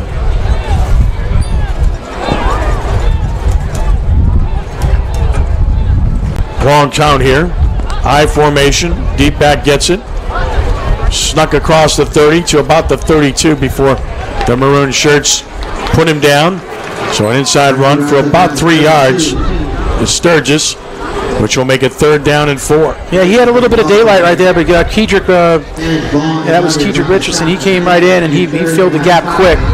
And that's almost a short gain there. 3rd and 4. So here we go. Another third and 4 situation. See if De La Salle can't get off the field here. 3rd and 4 at the 32-yard line. Twin receivers to the left, a single right. Landry in the backfield. Motion Sturgis. Wanting to throw Othermont. Stop route thrown and drop. Incomplete. Good hit by LaBranche.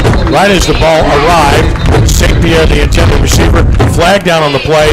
Might be a receiver downfield. Yeah, they're going to call a shot block on St. Charles Catholic there. Or they're going to, De La Salle's going to decline him. It's probably, I think that's going to bring up a 4th down. But yeah, flag right in the center of the field. Yeah, it looked like the receiver went down low on a block there, and they called it almost immediately. So De La Salle's looks like they're going to decline the penalty, bring up a 4th down. There you go. Decline it. So here you go again, a 3 and out for St. Charles Catholic to start their part of the second half, and they'll send their punt team on. Bryce Bertucci has handled those duties. But now both teams will go to the sideline. Yeah, and this is, I think I've been waiting to see this all day, is some cramping for the first time. And this might become more of a common theme in the second half with as hot as it's gotten on the field. So these guys, they got to stay hydrated. But here we go, 4 o'clock in the afternoon in South Louisiana. It's going to get hot. And it's so nice to look across the way and see all the people in blue and yellow gold. St. Charles Catholic have been through so much here in the last few weeks. I mean, I saw the LaPlace community. It was devastating. I mean, just so awful. Heartbreaking to look at. Yeah, and I mentioned Frank Monick earlier. Yeah. Frank's house, River Forest, flooded out again. Yep. Flooded out after Katrina, flooded out again this time around. He's been staying with his son, Nick. And look, I heard your interview with him, and I felt bad when he started talking about his memorabilia that he got. Yeah. I got wet again, and thinking I'm kind of a pack rat myself, and I know it would be. And I don't nearly have the collection that Frank Monica has, so that's difficult, for him to deal with that. But look, he's kind of a leader in the community, on and off the field now, really permanently off the field. But they're going to look to him for leadership no matter what, and he'll bring it. Yeah, special guy. And that was LaBranche who was cramping up there, and he still looks like he's in a lot of pain. So he's not going to return. So P.J. Martin has to drop back. Yeah. That's not who you want to see go down. No, it's not. They're trying to stretch him out. Yep. Bertucci stands at about his 18. Martin stands at about his 34 to receive. Good snap. Oh, he blocked off the side of his foot. He might have got a piece of it. He did get a piece of that, and De La Salle's going to get the ball on the plus side of the field. The block was by Kenneth Vaughn. Yep. Kenneth Vaughn came right through there. Actually, the upback, the last line of defense didn't do a good job, and he got a piece of that football. Now let's see if De La Salle can capitalize. They're going to have 1st and 10 from the 45-yard line of St. Charles Catholic, and here they come out on the field, and it looks like it's going to be P.J. Martin running back. And again, we still haven't seen Sire much, but they're going to try to see if they can get him involved at some point. Well, what a great starting point for De La Salle at the St. Charles Catholic 45-yard line. Short field to work with. Can this be the time for the Cavaliers? Gonna run it inside. Nice cut. Tripped up and down. Almost popped out of there, but Martin picks up 3 yards on the play. Yeah, similar to the last drive of the first half when he got that carry. He had a little daylight, and he's got to hit that hard. And if he does, he's gonna go for a few more yards there. Yeah, he's really been a read and react guy in this game. He has, and that's what I'm waiting to see is if he's going to be, more react instead of react next couple carries here. 2nd and 7 of the 42. And they go with a trip set left this time. Empty right for De La Salle. Motion right, though. Counterplay left. Martin is hitting the backfield. Shook a tackle, but goes nowhere. Yeah, we saw that play in the first half, and actually they could end up, faking that and throwing it to Bieniemy in the flat because no one's running with Bieniemy on that play. So I'd look to see that play at some point later on with some success if they can. But here we go, 3rd and long. De La Salle unsuccessful trying to move the football on this huge field position swing here. No gain, 3rd and 7 of the 42. Credit that play to 2 really good players, Bertucci in particular, on the defensive side, making a play. 3rd and 7 at the 42. Milford puts Sider in motion, takes the snap, going to throw a stop route, caught across the 40, short of a first down now. And De La Salle's got a decision to make here, as the catch is made by Guy Burris, but he's short of the first down at the 39. Yeah, and I don't know. It looks like the punting unit's going to come out on the field. I think this is a good decision because if you can put St. Charles Catholic inside like the 10-yard line, I think you have a better chance than you are picking up the first down right now. Yeah, playing the field position much like St. Charles Catholic did from a similar spot on the field. Millette will punt. He's been terrific. 3 punts, a 49.5-yard average thus far. Now, he won't get that here because of the field position, but can he punt him down deep in Comet territory on 4th and 4? Snap is good.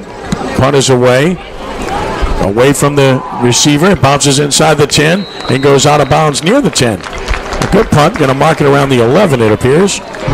So good job by Millette. We'll pin St. Charles Catholic deep with 6:39 to play in the 3rd. Still no score. Yeah, and this is what you're going to want to see here is St. Charles Catholic, but I think this might be the worst field position they've had today. And if De La Salle can capitalize on that and push them back a little further, play the field position game, maybe see if you can get a strip 6 here or potentially a pick 6 if they decide to throw the ball. But I have a feeling you're going to see inside runs here to try to get some yardage to get them away from the goal line. Now both coaches showing great confidence in their defenses by playing field position, punting on the plus side of the field. I formation, 1st and 10. Now they go with a broken eye. And going to fake it. Altamont rolling right. Under pressure. Hit as he throws. And incomplete. It's a good thing he threw because Michael Thomas was about to sack him in the end zone. Yeah, that would have been a huge break for De La Salle. And I think this Michael Thomas is going to come off the field. He might have hurt himself on this play. Yeah, he's down. He's been so good. Yeah, no answer for him. Good. No, not good, but it does look like it's more of a cramping situation because he got up for a minute and then he went straight back down. So he looks to be cramping up pretty good. Looks like it, and that's, they haven't been playing on defense most recently, but it can happen pretty quickly. I mean, as I'm looking down, they got Deontay LeBranch. He's still being worked on for cramping. So looks like he's up and he's moving. He's got his helmet in hand. He's limping a little bit, but it doesn't look like he's getting too much attention. Maybe we just need to get him hydrated.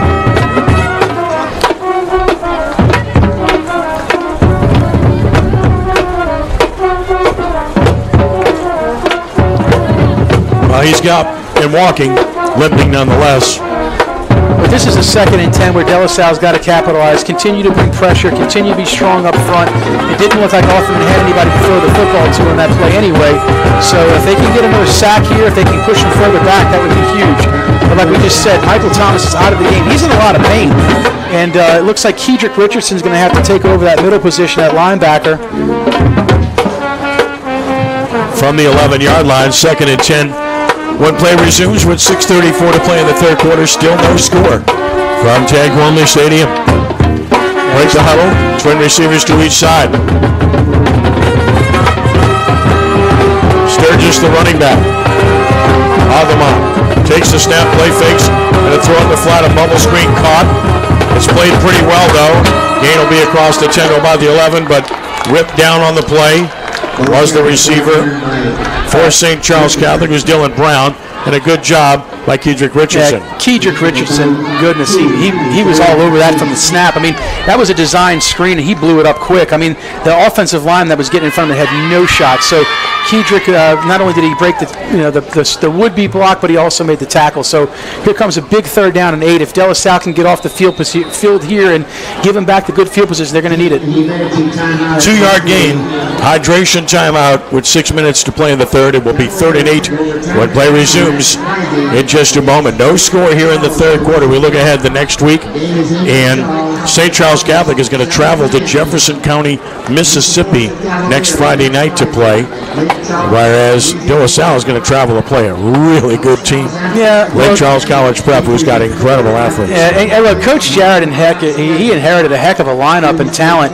but he also inherited a really tough schedule. Yeah, I mean, look, they were supposed to play Holy Cross last week, and before that they were supposed to play at North Pike, Mississippi. Right. So, this being their first game is a true test, but they could have had 2 big ones before this. So, yeah, they'll go on the road, and look, if they can get out of here with the win and get some momentum going, and they can go to at Lake Charles on a road trip, games like that, when you're on the road and you're traveling, that tends to bring teams together, and I think that's what they'll need, being that they were apart for 2 weeks during the middle of the beginning of the season for the Storm. Well, Coach Jarrett embraces it, and of course Coach Manali scheduled it because he knew his program was good enough, wanted to challenge them, and frankly, they know that they're not going to get much in PowerPoints out of their district. They're not. So they have to schedule tough. Yeah, and they play that district at the end of the season where they'll go 3 weeks in a row, and they'll know they're going to be in the playoffs.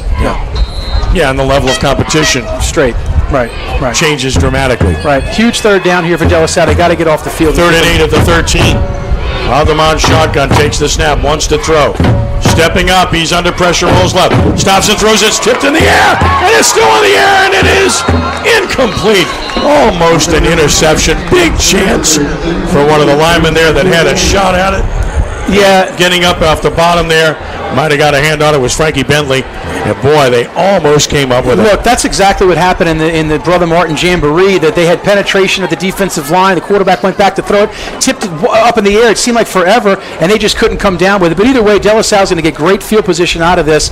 But I tell you what, they have lived in the St. Charles Catholic backfield all day, and they're doing a great job of pushing that St. Charles Catholic Comet offensive line back. Bryce Bertucci to punt. And Martin standing inside Comet territory to field it. Now we're going to get a stoppage and play again.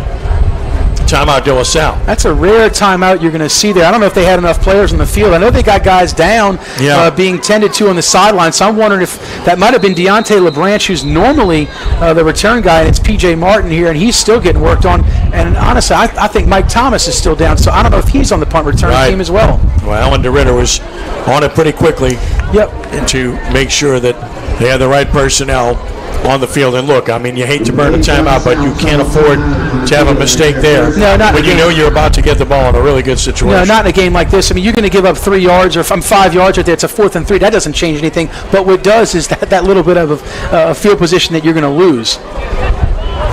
But we got to see if P.J. Martin can get some space here on this return and get some better field position.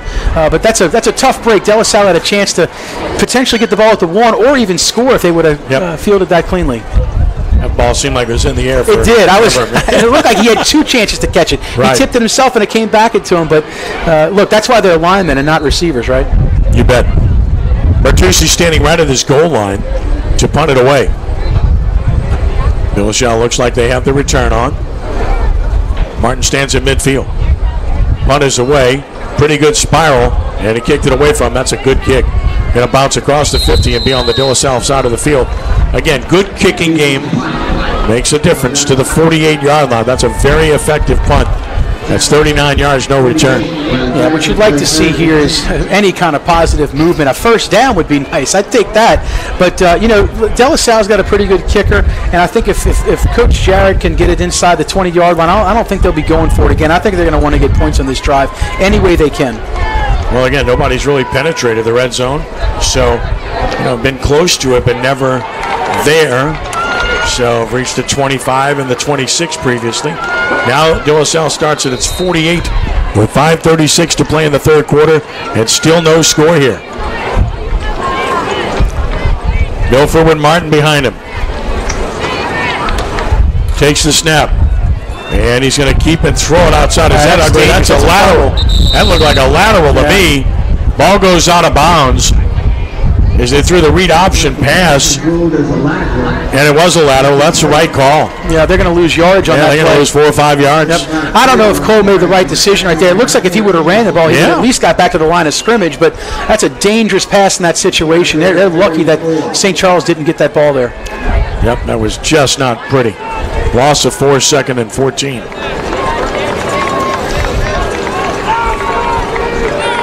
And on that play, the defender read it perfectly. No chance to get the block on him, which is what you're looking for. There's a cutback by Martin on a run inside across the 45. He's out to the 47.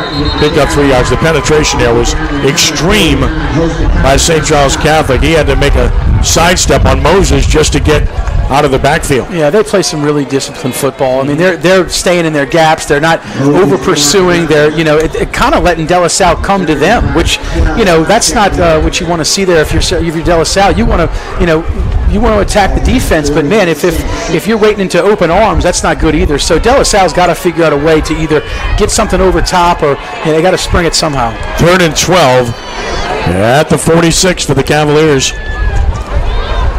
Milford. Martin next to him. Snap it, fakes it, wants to throw it, has time, throws it short to the 50, complete, short of a first down into St. Charles territory at about the 46. Yeah, they went with a trips formation to the right side of the field, and they just went to the shorter option. I think he had 2 guys over top, but right now I think St. Charles knows that De La Salle's not going to throw it deep on him, or at least they haven't shown it yet. So their safeties are kind of playing back, and they're giving him everything underneath, and they're playing the field position game too. And here we go.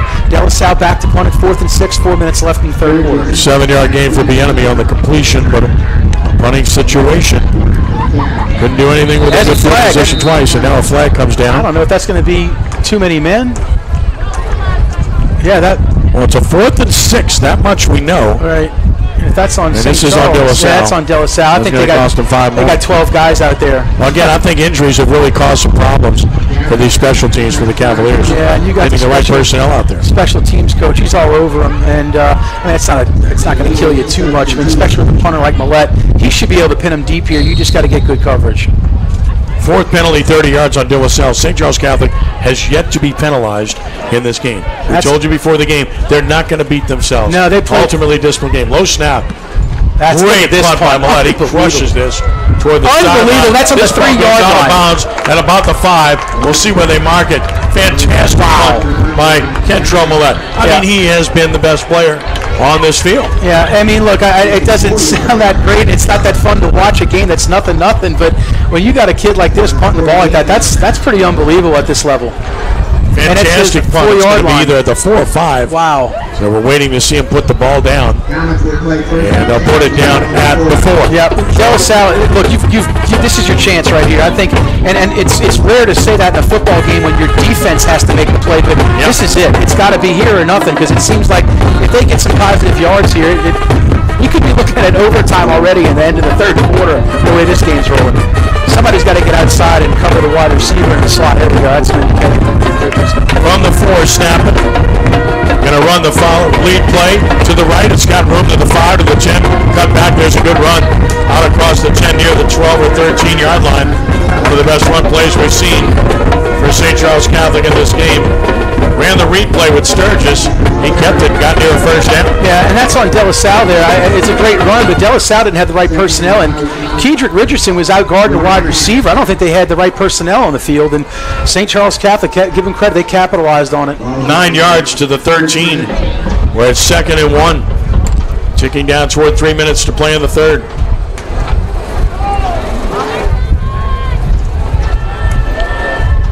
Fun down for an offensive coach here, 2nd and 1. Altamont wants to run it, but before they can get the play off. Delay a game. Whistle sounds, and that's going to be a delay of game. What a brutal mistake by St. Charles. They had a 2nd and 1, and now they're 2nd and 6. Yeah, like you just said, Ken. I mean, that's a dream play call for 2nd and 1. Now you're 2nd and 6, and that changes everything. And now De La Salle, look, they could pin their ears back a little bit more on here, and they know they're not going to get the run up the middle. At least they're not going to show it at this point. And that's the first penalty on the Comets in the game. It's for 5 yards. And a pre-snap penalty, which that's probably the last one you think you'd see. 2nd and 6 from the 8. I formation. Sturgis to carry. Nowhere to go. He's down near the line of scrimmage. Great job by the Cavalier defensive front, led by Ramon Cole. Yeah, and look, that defensive line, they stand up the offensive line and they let the linebackers come in and clean up the mess. And that's what they've done all day. Is there has been no movement up front at all. And I mean, look, just from the naked eye, De La Salle's defensive line is way bigger than St. Charles Catholic's offensive line by a ton. And I think they're showing that, just pushing them around a little bit. No gain. So from the 8-yard line, here's a big 3rd and 6. 2:10 and counting, third quarter. Snapping, wants to throw it. Pump fake. The stop and go, and he's open. Throw outside, and it's incomplete. Throw was a little bit underthrown, a little bit late, and that allowed the defender to get back and make the play. That was Jaden Bates on Austin St. Pierre on a little pump, stop and go. And receiver St. Pierre broke open, but the throw was behind him, and a great job on the recovery by Bates. Yeah, he left too much air under it. I think the pump fake bit. I mean, they got him. They had it. And I think if you throw a strike there on a line, that's a positive 20-yard gain. But like I said, he put too much air and gave the cornerback enough time to break it up. Bertucci to punt from about 7 yards deep in the end zone. Martin deep to receive. High snap, took it down, got it off, end over end punt. It's going to bounce. Goes sideways. 40. Oh, he almost touched it. Martin ran up on the ball. That was almost a problem. Yeah. And he's going to get an earful. Yeah. Ball's going to end up at the 47. So De La Salle again gets great field position with 1:45 to play in the third.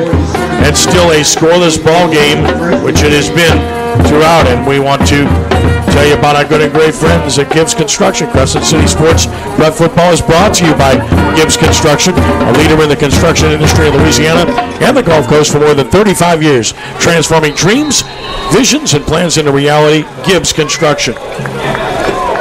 1st and 10 at the St. Charles Catholic 47. 1:45 to play in the third. Going to fake it. Milford wanted the slant. It wasn't there. He rolls left.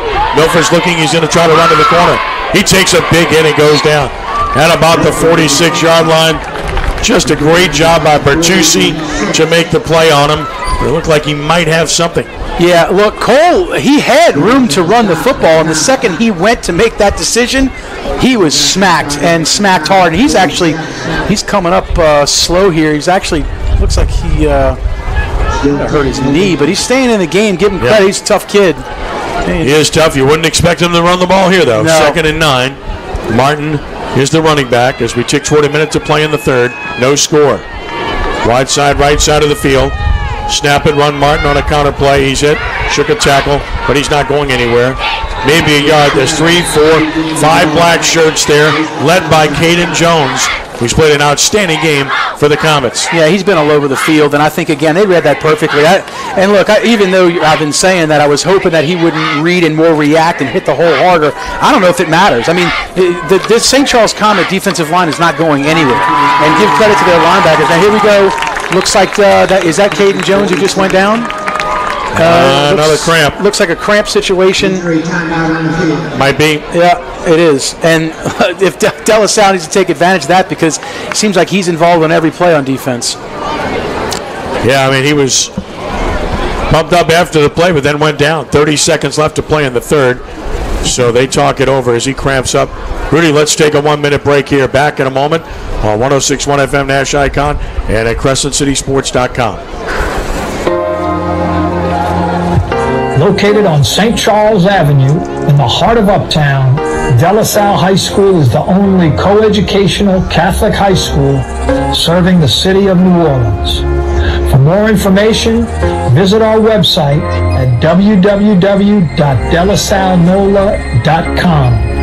Go Cavs!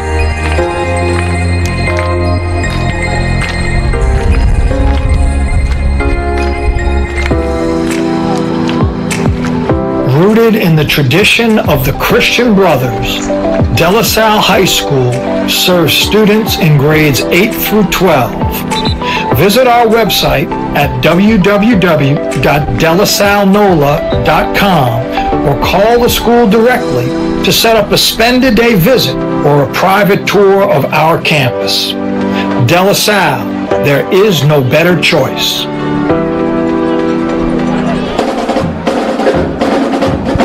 Jones off the field, so De La Salle noted that. It's 3rd and 9, a long 9 at the 46-yard line of St. Charles Catholic for the Cavaliers. 25 seconds and counting in the third quarter. Low snap picked up by Milford nicely. He looks, he steps up. He's under heavy pressure. He's going to have to throw it short and it's dropped, but it wasn't going anywhere anyway, as the pass was incomplete, intended for the enemy. And De La Salle goes 3 and out again. Yeah, Moses Clark brought pressure again. He's in the backfield disrupting it. And after a low snap, that play was kind of dead in the water after that. De La Salle did a smart move, at least by not trying to force anything and giving the ball to St. Charles Catholic in good field position. So here comes the MVP again. Let's see if he can't put it inside the 10.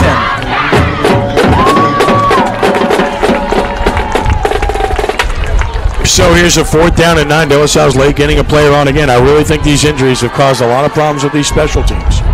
Yeah, and they're going to, there's plenty of time on the play clock. They must have rewound it late, but if they didn't, they're blowing whistles. Yeah, I mean, they finally started the play clock. Yeah. Now the referee's saying it should have started earlier. So now they stop it. Well, and that is the end of the quarter. Yeah. So should be the end of the quarter, and it is. So at the end of 3 quarters, no score.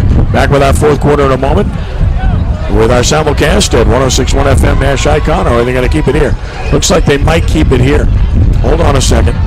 So not the end of the quarter yet. They put time back on the clock. 25 seconds. So 15 seconds back on the clock.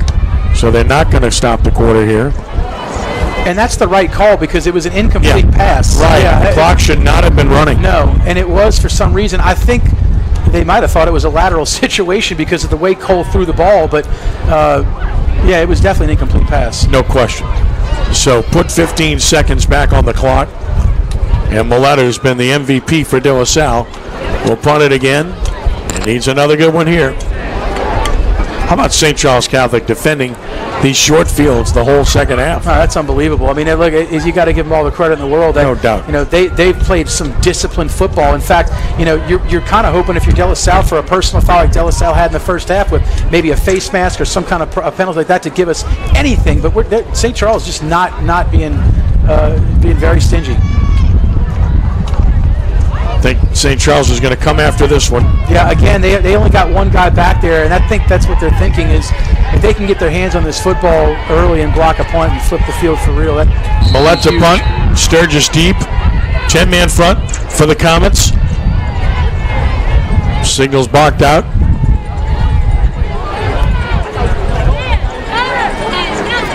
Snap is low, picked it up, he's in trouble, he's going to get hit and dropped, and St. Charles Catholic comes up with a big play.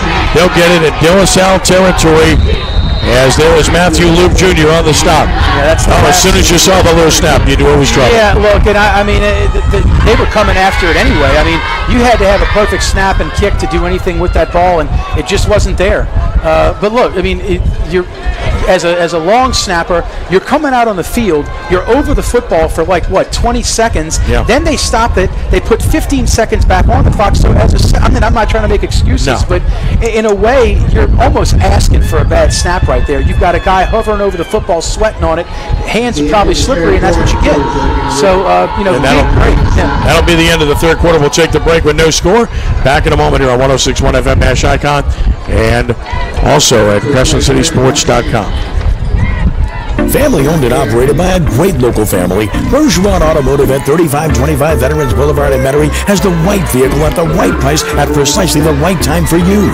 From outstanding newly designed 2021 Dodge, Jeep, Ram, or Chrysler products, Bergeron Automotive has what you are looking for. Check out our expansive inventory at BergeronChryslerJeep.com or call 504-321-4217. To experience our idea of luxury, visit Bergeron Volvo on Vets in Metairie or online at BergeronVolvo.com today. I gotta tell you, the Ford F-150 and I, well, we're kind of like family. Ford's the #1 selling truck in America for 42 years, and Lamarck's the #1 Ford dealer. So come get Get your number one truck from your number one dealer, Lamar Ford, where everybody gets remarkable deals and service. And wait till you see what we've done and still doing to the big store in Kenner. We're using local money, not Wall Street money. Visit Lamarck.com for more details. Drive safely, my friends.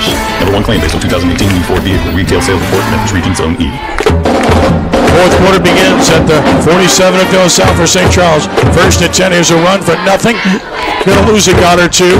Too much defense up front. Vic near the carry. He had nowhere to go. He's buried. Loss of 2. Second down and 12. We'll check in with Randy in the first opportunity here. Second down and 12. Defense stiff again, Jonah. Yeah, that was Roman Cole. Look, he's been doing that all day. And that was St. Charles' offensive line. They're trying their best to hold up, but they're just not. And De La Salle's doing a great job of once they get a little head of steam and push in the backfield, St. Charles got nowhere to go with the football. Second and 12. From the 48, snap it. They're going to run a reverse here, and it could be a pass, and it is. Caught by the quarterback to about the 40-yard line. So the pass was made by number 18, Dylan Brown, completed to Aldermont, and picked up about 8 or 9 yards. Yeah, and you could see that coming. I mean, the second he gave that ball off to the wide receiver, he was in a quarterback-looking stance. So De La Salle did a pretty good job right there. Also, just a note, it looks like Deontay LeBranch is back in this football game, which is a big deal.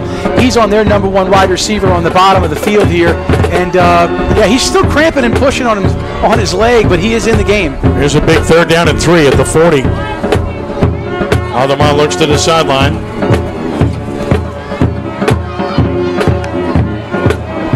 Takes the snap. He's going to keep it inside. He spins away from a tackler. First down across the 35. Good run by Altamont. Gets to about the 33. And a flag downfield as a receiver and a block and a defender were getting into it. The question is, which way does this go?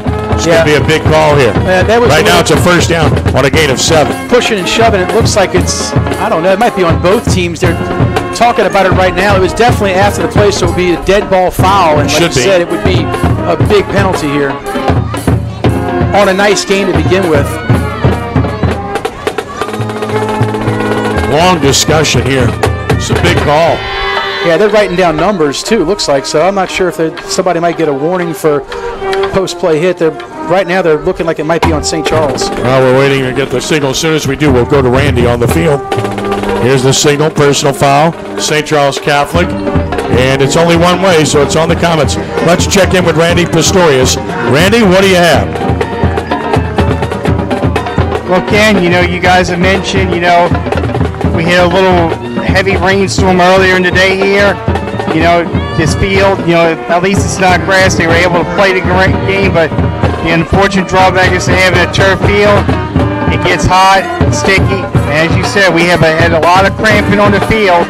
We've seen this numerous times and time again here at this stadium, but like you say, it's been a defensive battle throughout the games, and it looks like whoever might get the ball last might win it. All right, they mark it off to the 48-yard line. Here's a snap, pump fake. Here's a pump and go throw deep down the sideline. Incomplete, but a flag down. Pass interference will give St. Charles Catholic a big 15-yard gain here. As the pass was for St. Pierre, the coverage on the play for De La Salle by Clay. Yeah. And pass interference will be the call. And look, Cornelius Clay, he does a good job there of turning it around, but he ran right into the receiver. And he could have had a chance at interception had he actually had eyes on the football, but he didn't. And actually, credit to their wide receiver, come back and get it and actually getting that penalty call on him. So that's a huge momentum shifter right there. Instead, they're going to pick up a first down and now get inside the 40-yard line of De La Salle. Put it at the 33, which will be a first down. A rare first down, first one of the half. Yeah. I wouldn't be surprised if they try to go up top again. They're not having any success running the football in the middle. If they can do a play action and go deep, they might have some opportunities here. To the 33-yard line. It's twice they've gone to that bump and go. On first and 10 from the De La Salle 33, the Comets operate. Altamont gets the signal he wants. Snap it. He's going to run the quarterback keeper. A lot of maroon shirts there to slow him down and stop him. After a gain of about 2 yards, Frankie Bentley put him down. Yeah, and he just ran right into a line again. That's a design quarterback run, and the second he gets that ball, he tucks in and runs, and De La Salle's just standing there waiting for him for no gain. Yeah, again, the quarterback keep, you get the extra blocker every time. That's the thought process behind that play. Yeah, you think you're getting some momentum right there, but when your offensive line's not pushing the D-line back, you're not really moving too much. So the gain to the 31-yard line, 2nd and 8. Altamont, the snap, wants to throw it. He does a bubble screen underneath, and it's covered, and a flag will fly down too. Might have an illegal block here. Yeah, that was thrown from all the way back by the back judge, so he saw something there. I'm not sure if they're going to call a block in the back, but I don't know how that... De La Salle, if they just bring up a 3rd down, I don't know if they'll decline it or not, or push it back. There's no gain, maybe a loss of a yard. Might have been a loss. Let's see what they want to do here. Block in the back against St. Charles Catholic, so they'll accept it. Yep, they'll take it. They'll push him back 10 yards. And St. Charles, it seems like they gained a nice chunk on the deep pass play, but now they're going backwards, and that's benefiting to De La Salle because it looks like now they can kind of pin their ears back on a 2nd and long situation here. Basically an 11-yard infraction to the 42. 3 penalties, 31 yards on the Comets, all coming here in the second half, and all lately. Now they're back at the 42-yard line, and they need the 23, so it's 2nd and 19. Altamont with twin receivers right, the snap. Going to fake it, keep it, run it right, now throw it outside. That's caught. Evades one defender, and down to the 36-yard line on the reception. That's the RPO throw. Receiver caught it, but there's another flag down. Yeah, and that's LeBranch on the outside right there. He's not running full speed. He's hurt, and I don't know if you keep him in the football game because he didn't have a chance of making that tackle. Well, the receiver is still down. Yeah, caught the ball, and that's not good. Now, and LeBranch, he's coming off the field. They're going to have to replace him with another corner. I don't know if he's going to get picked on eventually, but the flag is on De La Salle, and it's a major penalty. Wow, this is really a tough development for the Cavaliers. Ball's getting up at the 21-yard line. So you got a 6-yard gain and a personal foul added on. That had to be after the play. Coach Jarrett's talking to the head ref now. I'm not sure if there was a personal foul at the end of the play, a late hit possibly out of bounds. We couldn't see it. Yep, and that's John Decker who caught it. Was hurt, but he sprinted off the field. Yep. So here we go, 1st and 10, and they got the ball on the 21-yard line and driving. I guess they're considered to be in field goal position here with 9 minutes and 38 seconds left. And a field goal could win this game the way it's unfolded. No doubt about it. 2 penalties, both first downs on this drive. Now at the 21-yard line. Snap it. Fake it. Altamont rolls left. Throws in a flat. It's caught at the 15, at the 10. And knocked out of bounds inside the 5. 1st and goal for St. Charles Catholic. That's a nice bootleg left. Well executed. Dylan Brown the catch. And a 1st and goal inside the 5. Yeah, and Derek Brown saved the touchdown right there. I mean, he's inside the 5-yard line, knocks him out, but that was a great design play. They executed it perfectly. And now here we go, St. Charles Catholic in the red zone, inside the 10-yard line. Actually, inside the 5-yard line. At the 4-yard line. Yep. 1st and goal at the 4. 17 yards. A big chance here for the Comets to take the lead. And they'll go with a power I formation. On 1st and goal, snap it. Going to run the deep at Vignair. 3, 2, 1. And then driven back. I'm going to say the 2-yard line. So he got 2 yards on the play. Vignair to the 2. And it's 2nd and goal. Yeah, he ran right behind his fullback. They got a nice push initially, and then the De La Salle linebackers kind of stood him up at the 2. And De La Salle running big Frank Bentley off the field. I don't think you want him coming off the field right here, but I don't know if he's cramping. Yeah, he's got his helmet off, and he's getting water, and this is the guy who's been kind of calling his name all day. That's going to have to be Ramon Cole, and a couple of those other guys in the middle have to stuff him. 2nd and goal at the 2. 8:35 to play in the game, and St. Charles will take a timeout. Yeah, the clock was inside the 10, and they were looking to the sidelines, so that's the first time out of the half for St. Charles Catholic, and that actually benefits De La Salle. They can take a break right here, see if they can't get Frankie Bentley back on the field after this timeout. Well, again, you lose one or two key players, it makes an impact, doesn't it? It sure does, and that's De La Salle's. That's their biggest issue sometimes is that, you got 62 kids on the team. Depth is a huge issue. I think after the start in 22, you're not really left with a ton, and that's going to be the story of the season is how healthy you can be down the stretch, and especially going into the playoffs. But here's a day where it's hot, and your second string guys are, obviously they don't have any play experience either. So you're asking a lot of them in a situation where you're inside the 5-yard line with a team that's running the ball down your throat at this point. So they got to get a big play here, a stop, or maybe some kind of loss to get back some momentum. Because it definitely feels like a field goal here is huge. A touchdown would be obviously even bigger.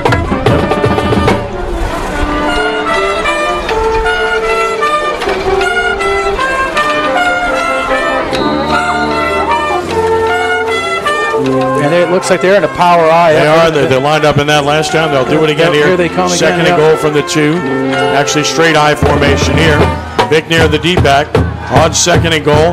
Give it to Vicnair inside left. He scoots to the goal line. He stopped just short inside the 1. Yeah, so it's going to be third and there's goal. flag. That's extra. I don't know. They're going to call that on St. Charles, I think. I don't know if it's on the comments. That's a humongous mistake. By the way, I'm looking down there. That's Big Moses Clark, number 51, who sometimes plays offensive line. I don't know if they're going to get him, but De La Salle is reacting as They if. sure pointing that way. Yeah, and that's going to be after the play. That's a 15-yard penalty if it is. Well, Vicnair got it inside the 1-yard line. Now we wait for the penalty. So the play would stand if, in fact, they penalize them, which I think they are going to. Yeah, they're moving back. They are indeed. Critical mistake by St. Charles Catholic. Wow. Yeah, personal foul.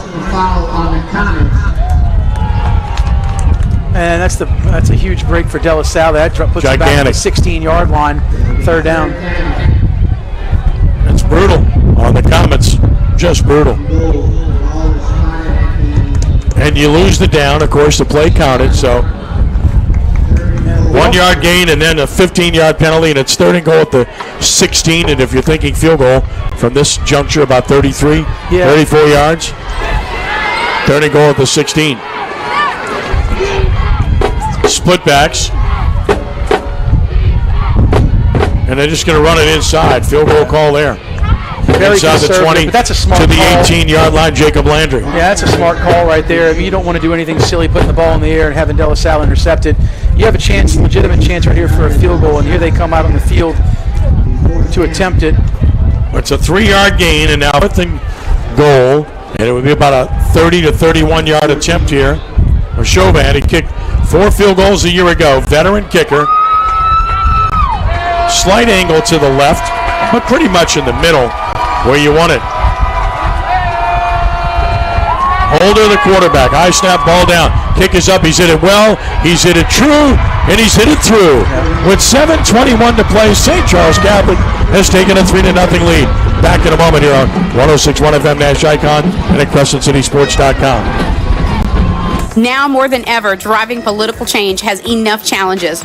Reaching the right voters to get elected shouldn't be one of them. Hi, I'm Rachel Adams, Regional Digital Sales Manager, and our team is here to help you reach the exact voters you need in your district or even the whole state. Contact me today at NOLACumulusCares.com and let us help you get elected and make real political change for Louisiana. That's NOLACumulusCares.com or call me directly at 504-432-0043. Come on down to the Silver Slipper. Hi, this is John from the Silver Slipper Casino, and I'm here to tell you about our new exciting all-American summer adventure going on here at the Slipper. Now, when you come here to play any of your favorite slots or table games on Friday or Saturday during the months of July, August, or September, you'll be earning entries to win an awesome StarCraft travel trailer on the last Saturday of each month. Now you can take your own camper anywhere you want and create your own adventure this summer. We're on the beach here in Hancock County. Silver Slipper Casino, we are proud to be your host on the coast. Pass a good time at the Silver Slipper. Anytime, anywhere. Smartphone, tune-in radio app. We are 106.1 Nash Icon, WRKN, Picayune, New Orleans.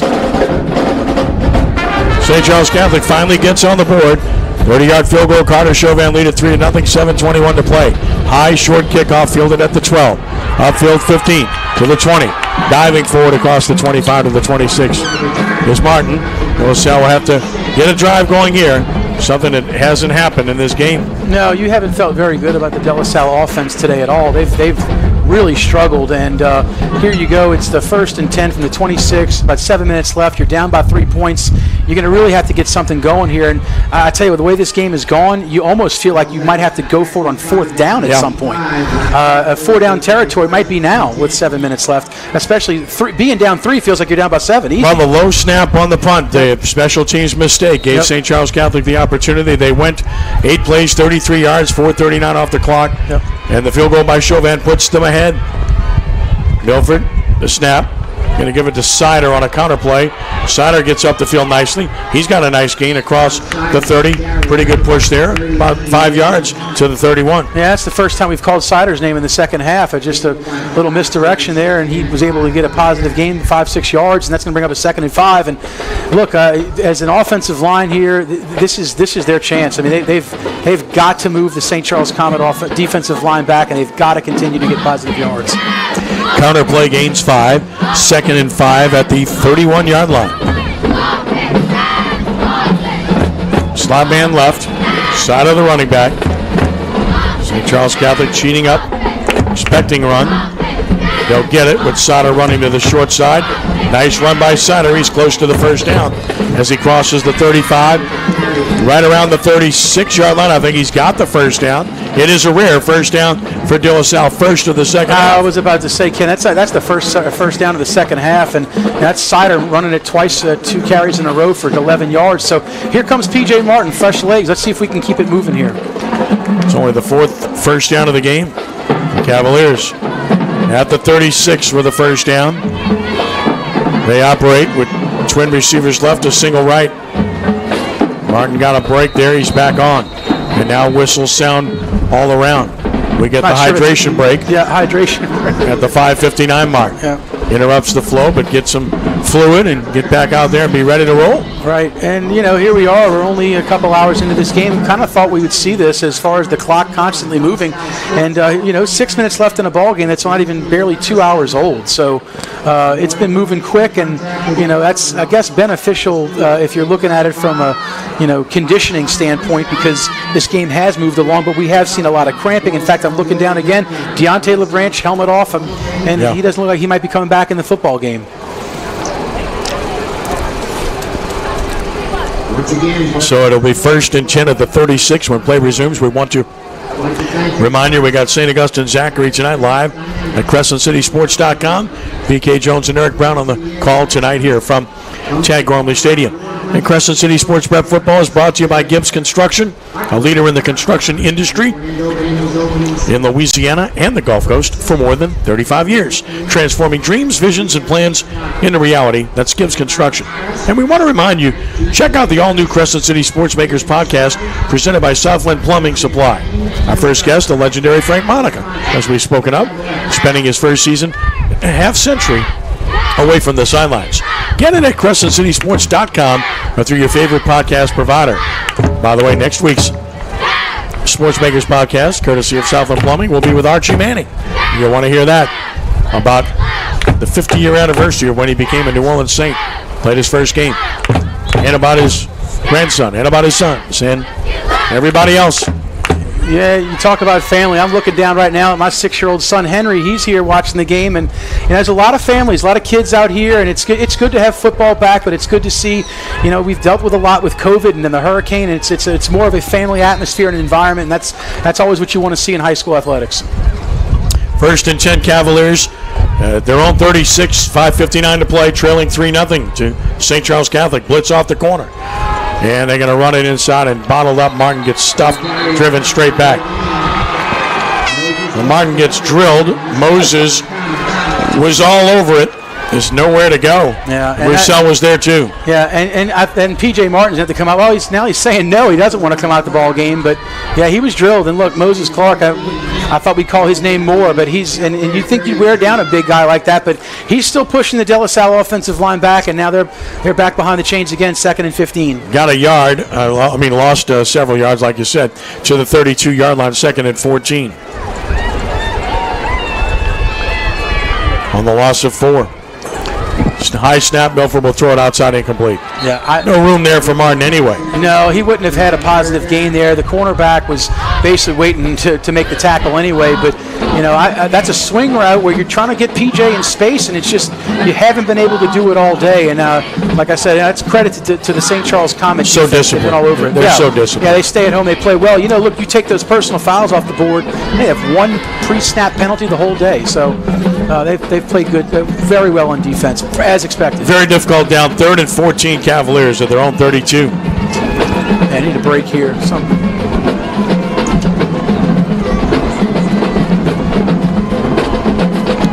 Snap it. Fake it. Milford wants to throw it. He's going to throw deep down the middle. Caught across midfield. There's the big play. First down Cavaliers on the reception for De La Salle by Kentrell Millette.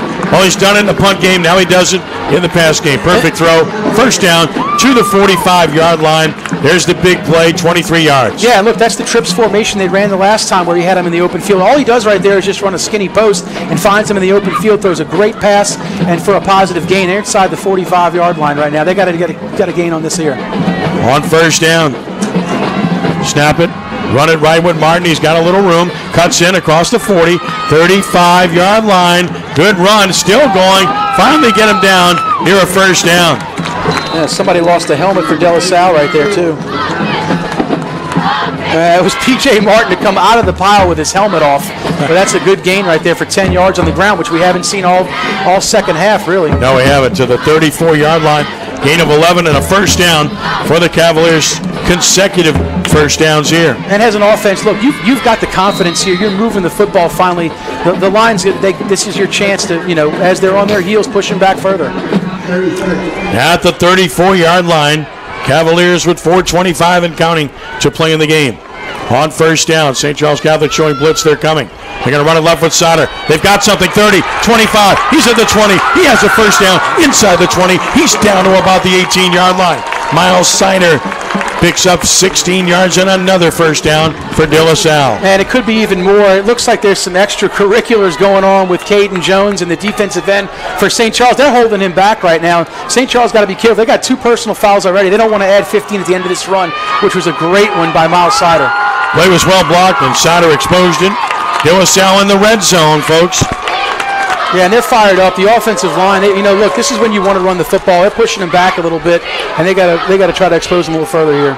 First down and 10 at the 18-yard line. 3:47 and counting to play.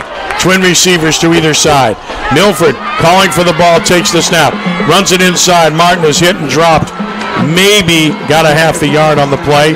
Stoned by Caden Jones. And there's that late flag. I'm not sure what they're going to call right here, but that's definitely after the play, right in the middle of the field. And I don't know if they can call a personal foul in high school for actual language, so they could be chirping at each other and they can throw it for that. And this would be painful if it's against De La Salle. And it could be. They were in the red zone, and it looks like they're backing up. Yeah, it is. Personal foul.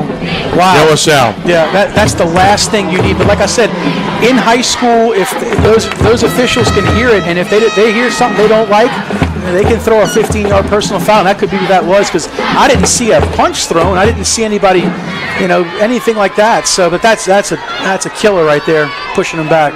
That's just brutal. Yeah. I mean, you're in the red zone, and now you're not. Yeah, all the momentum in the world. I guess the only good news is it's still first down, but you just lost a ton on that play there. So 1st and 25 at the 33. Talk about a tough mountain to climb here. Still downs to do it. Keep in mind the field goal is important, right? Snap it. Milford wants to throw it. Milford's going to throw it down the sideline. He's got Millette. He's inside the 15. Another big play by Kentrell Millette.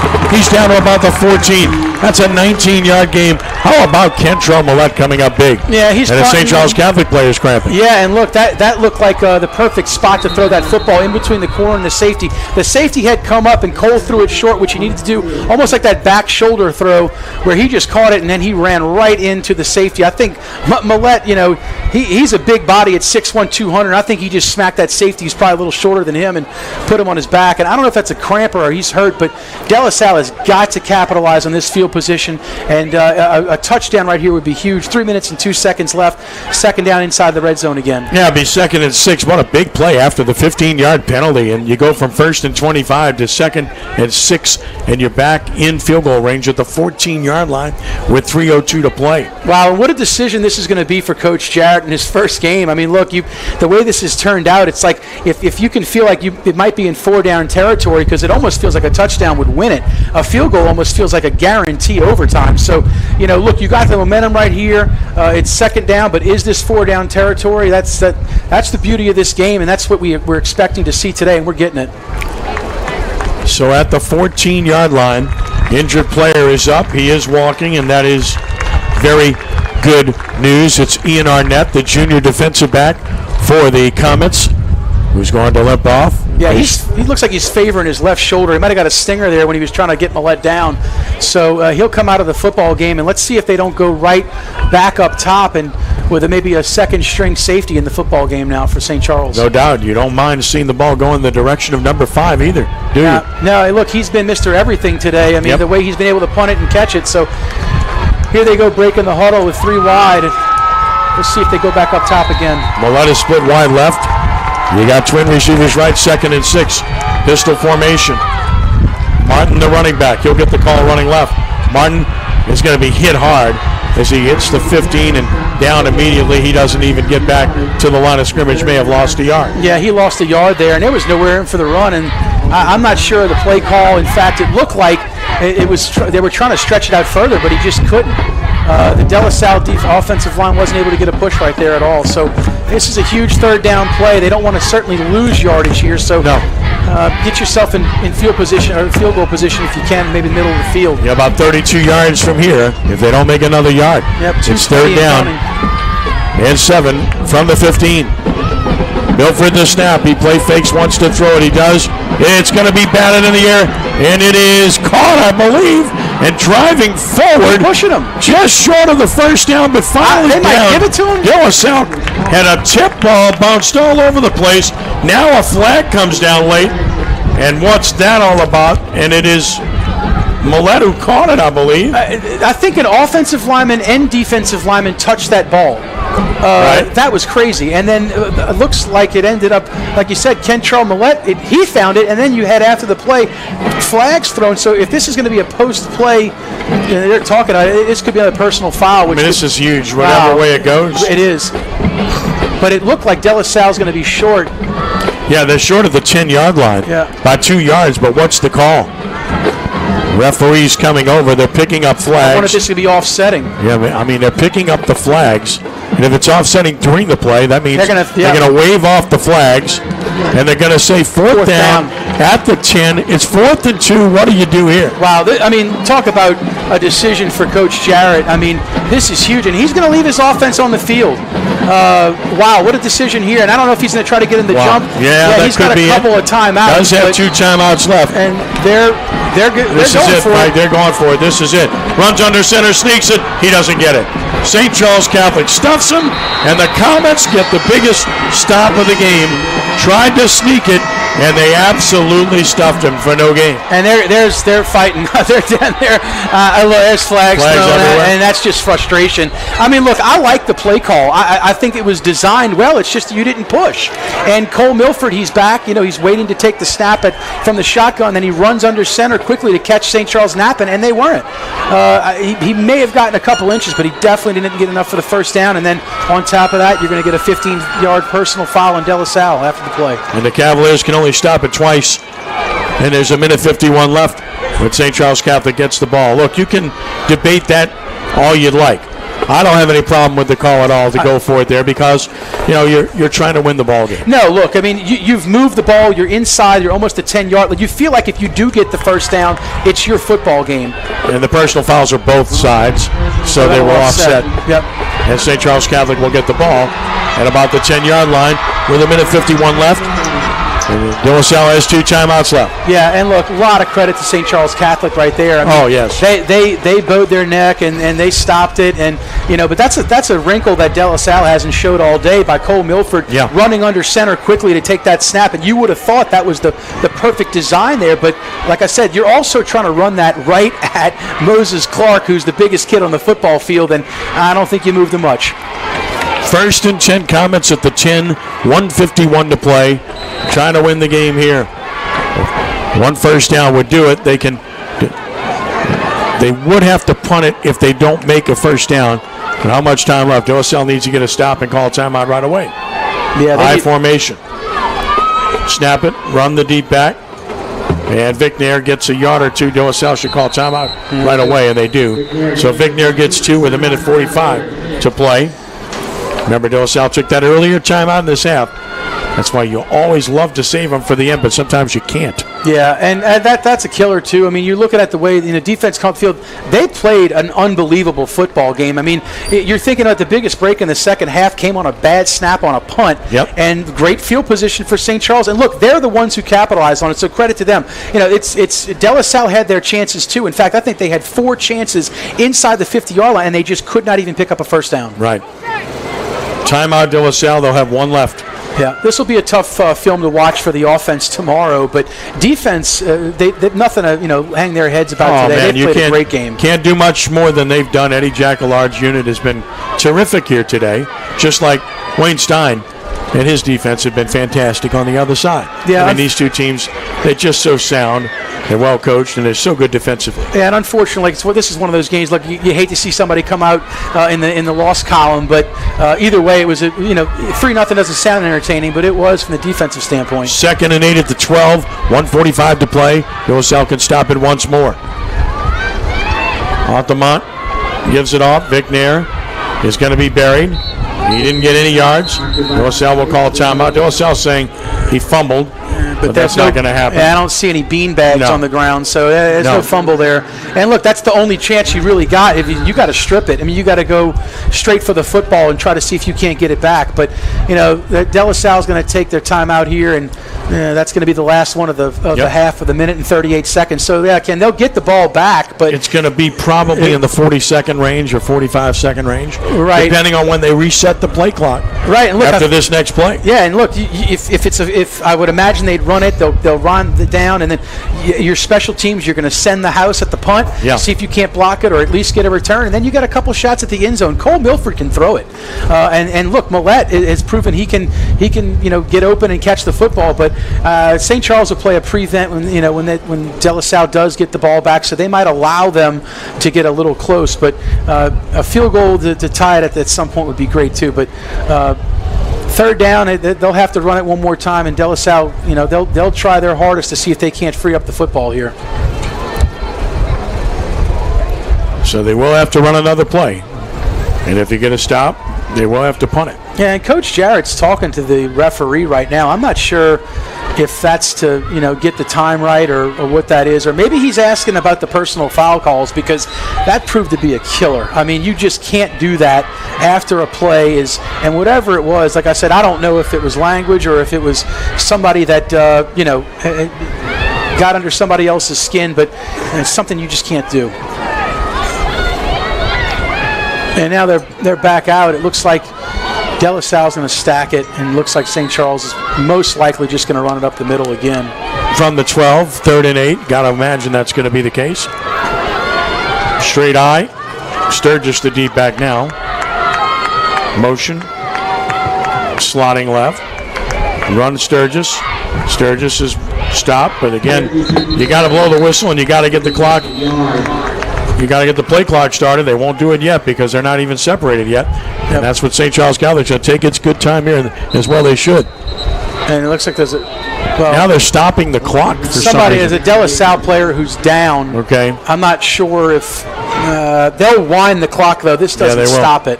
It'll stop it for the injury, but then they'll start it. Yeah, they'll start it back up. So either way, De La Salle's going to get the ball probably with about a little under a minute. Well, no, it'll be less. No, than it'll that. be like I said before. It's going to be about 40 to 45 seconds, I think. So. Right. Wow. Yeah. This. Well, actually under 40 because once the punt occurs, correct, it'll be 30 to 35, somewhere in there. And this is one of those plays, too, if you're going to send the house and you're going to keep one man back to return it, St. Charles Catholic, you can't let him squib it down the field and let it roll for 5 seconds. I mean, you got to be disciplined as the return guy here to make sure you pick up the football as soon as you can. So the question is this, do you go after the punt? Yeah, I think you go after it. I think you definitely go after the punt, but look, there's not going to be a return, and the return guy it's going to be, it's P.J. Martin back there, and like P.J.'s got to know, look, this punter's probably not going to send this ball 40 yards. No. It might be a squib, but like I said, you cannot let that ball roll for 10 seconds. You got to pick it up and fall down. You got to pick it up. The trick is you got to get in field goal range to have a chance.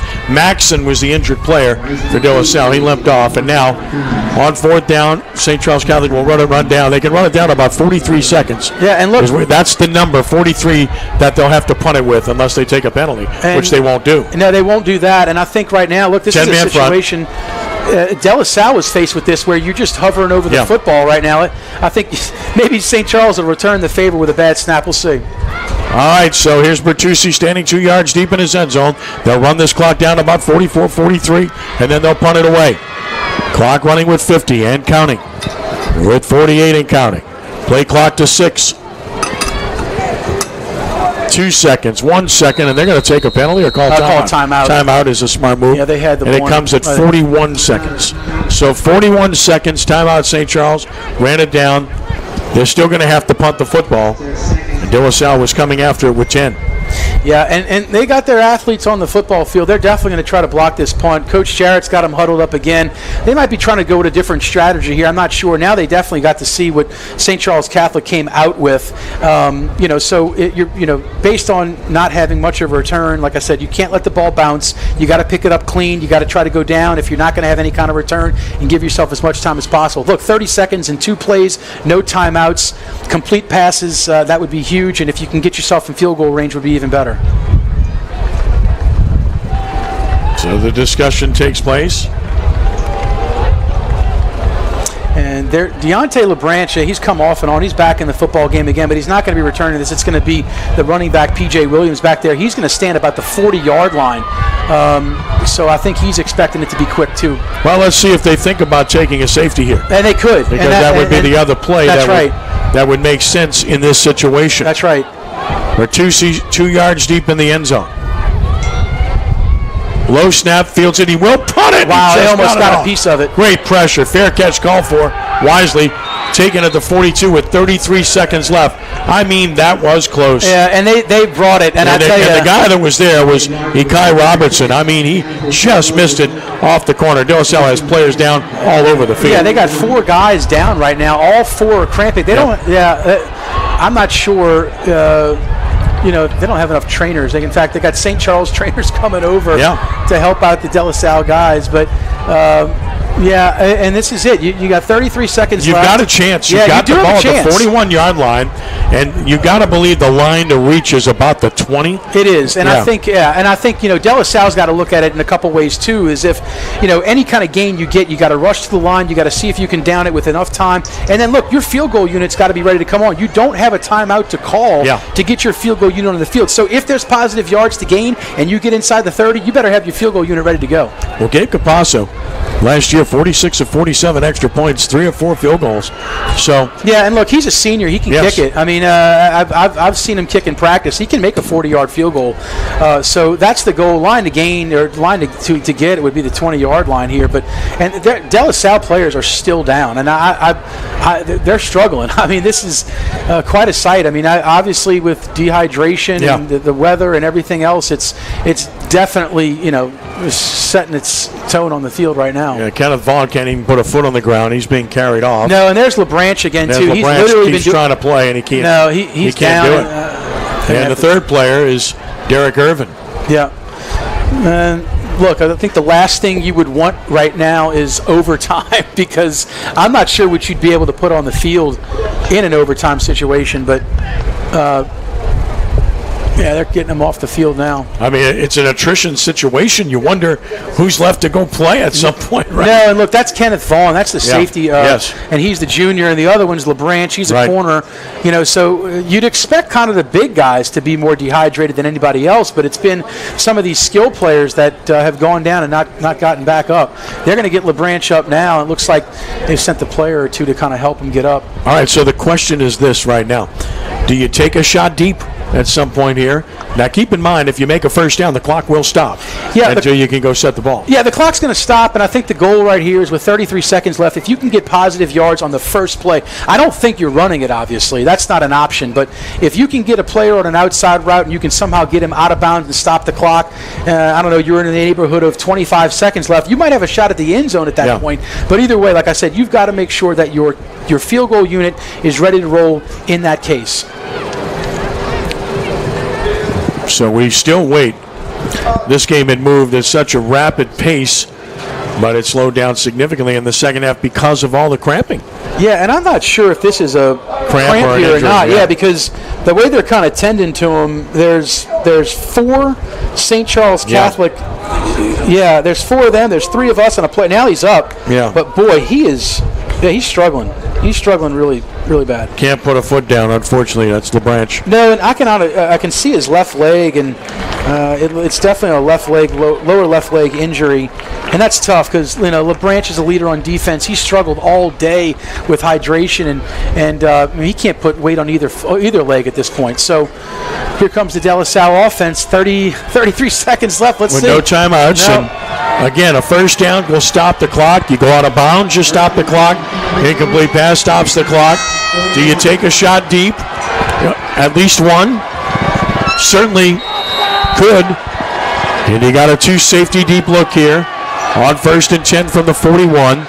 Milford calls for the ball, takes the snap, quick out, and it is caught. Does he get out of bounds? No, he did not get out of bounds. That's going to be a killer for De La Salle. Caught by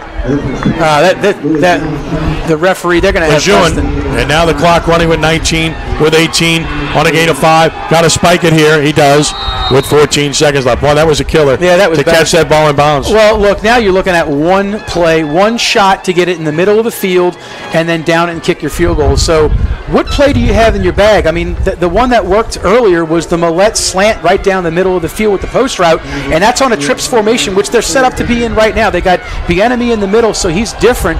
But let's see with Millette at the bottom of the screen. All right, 14 seconds left.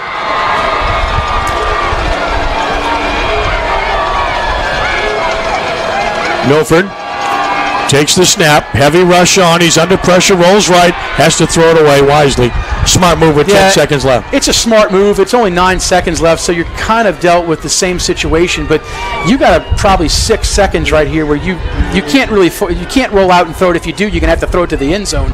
And any kind of positive yards, you need at least, I would think, 15 to give yourself any chance of field goal.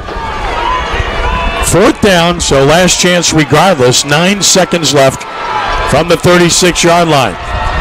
Need about a 15-yard completion here and stop the clock if possible. And hurry up. Spike it. Milford retreats. He's going to look deep. He's going to throw it down the middle right to a St. Charles defender. It's intercepted, and that'll win it for the Comets. He just threw it down there. Nobody was there yet.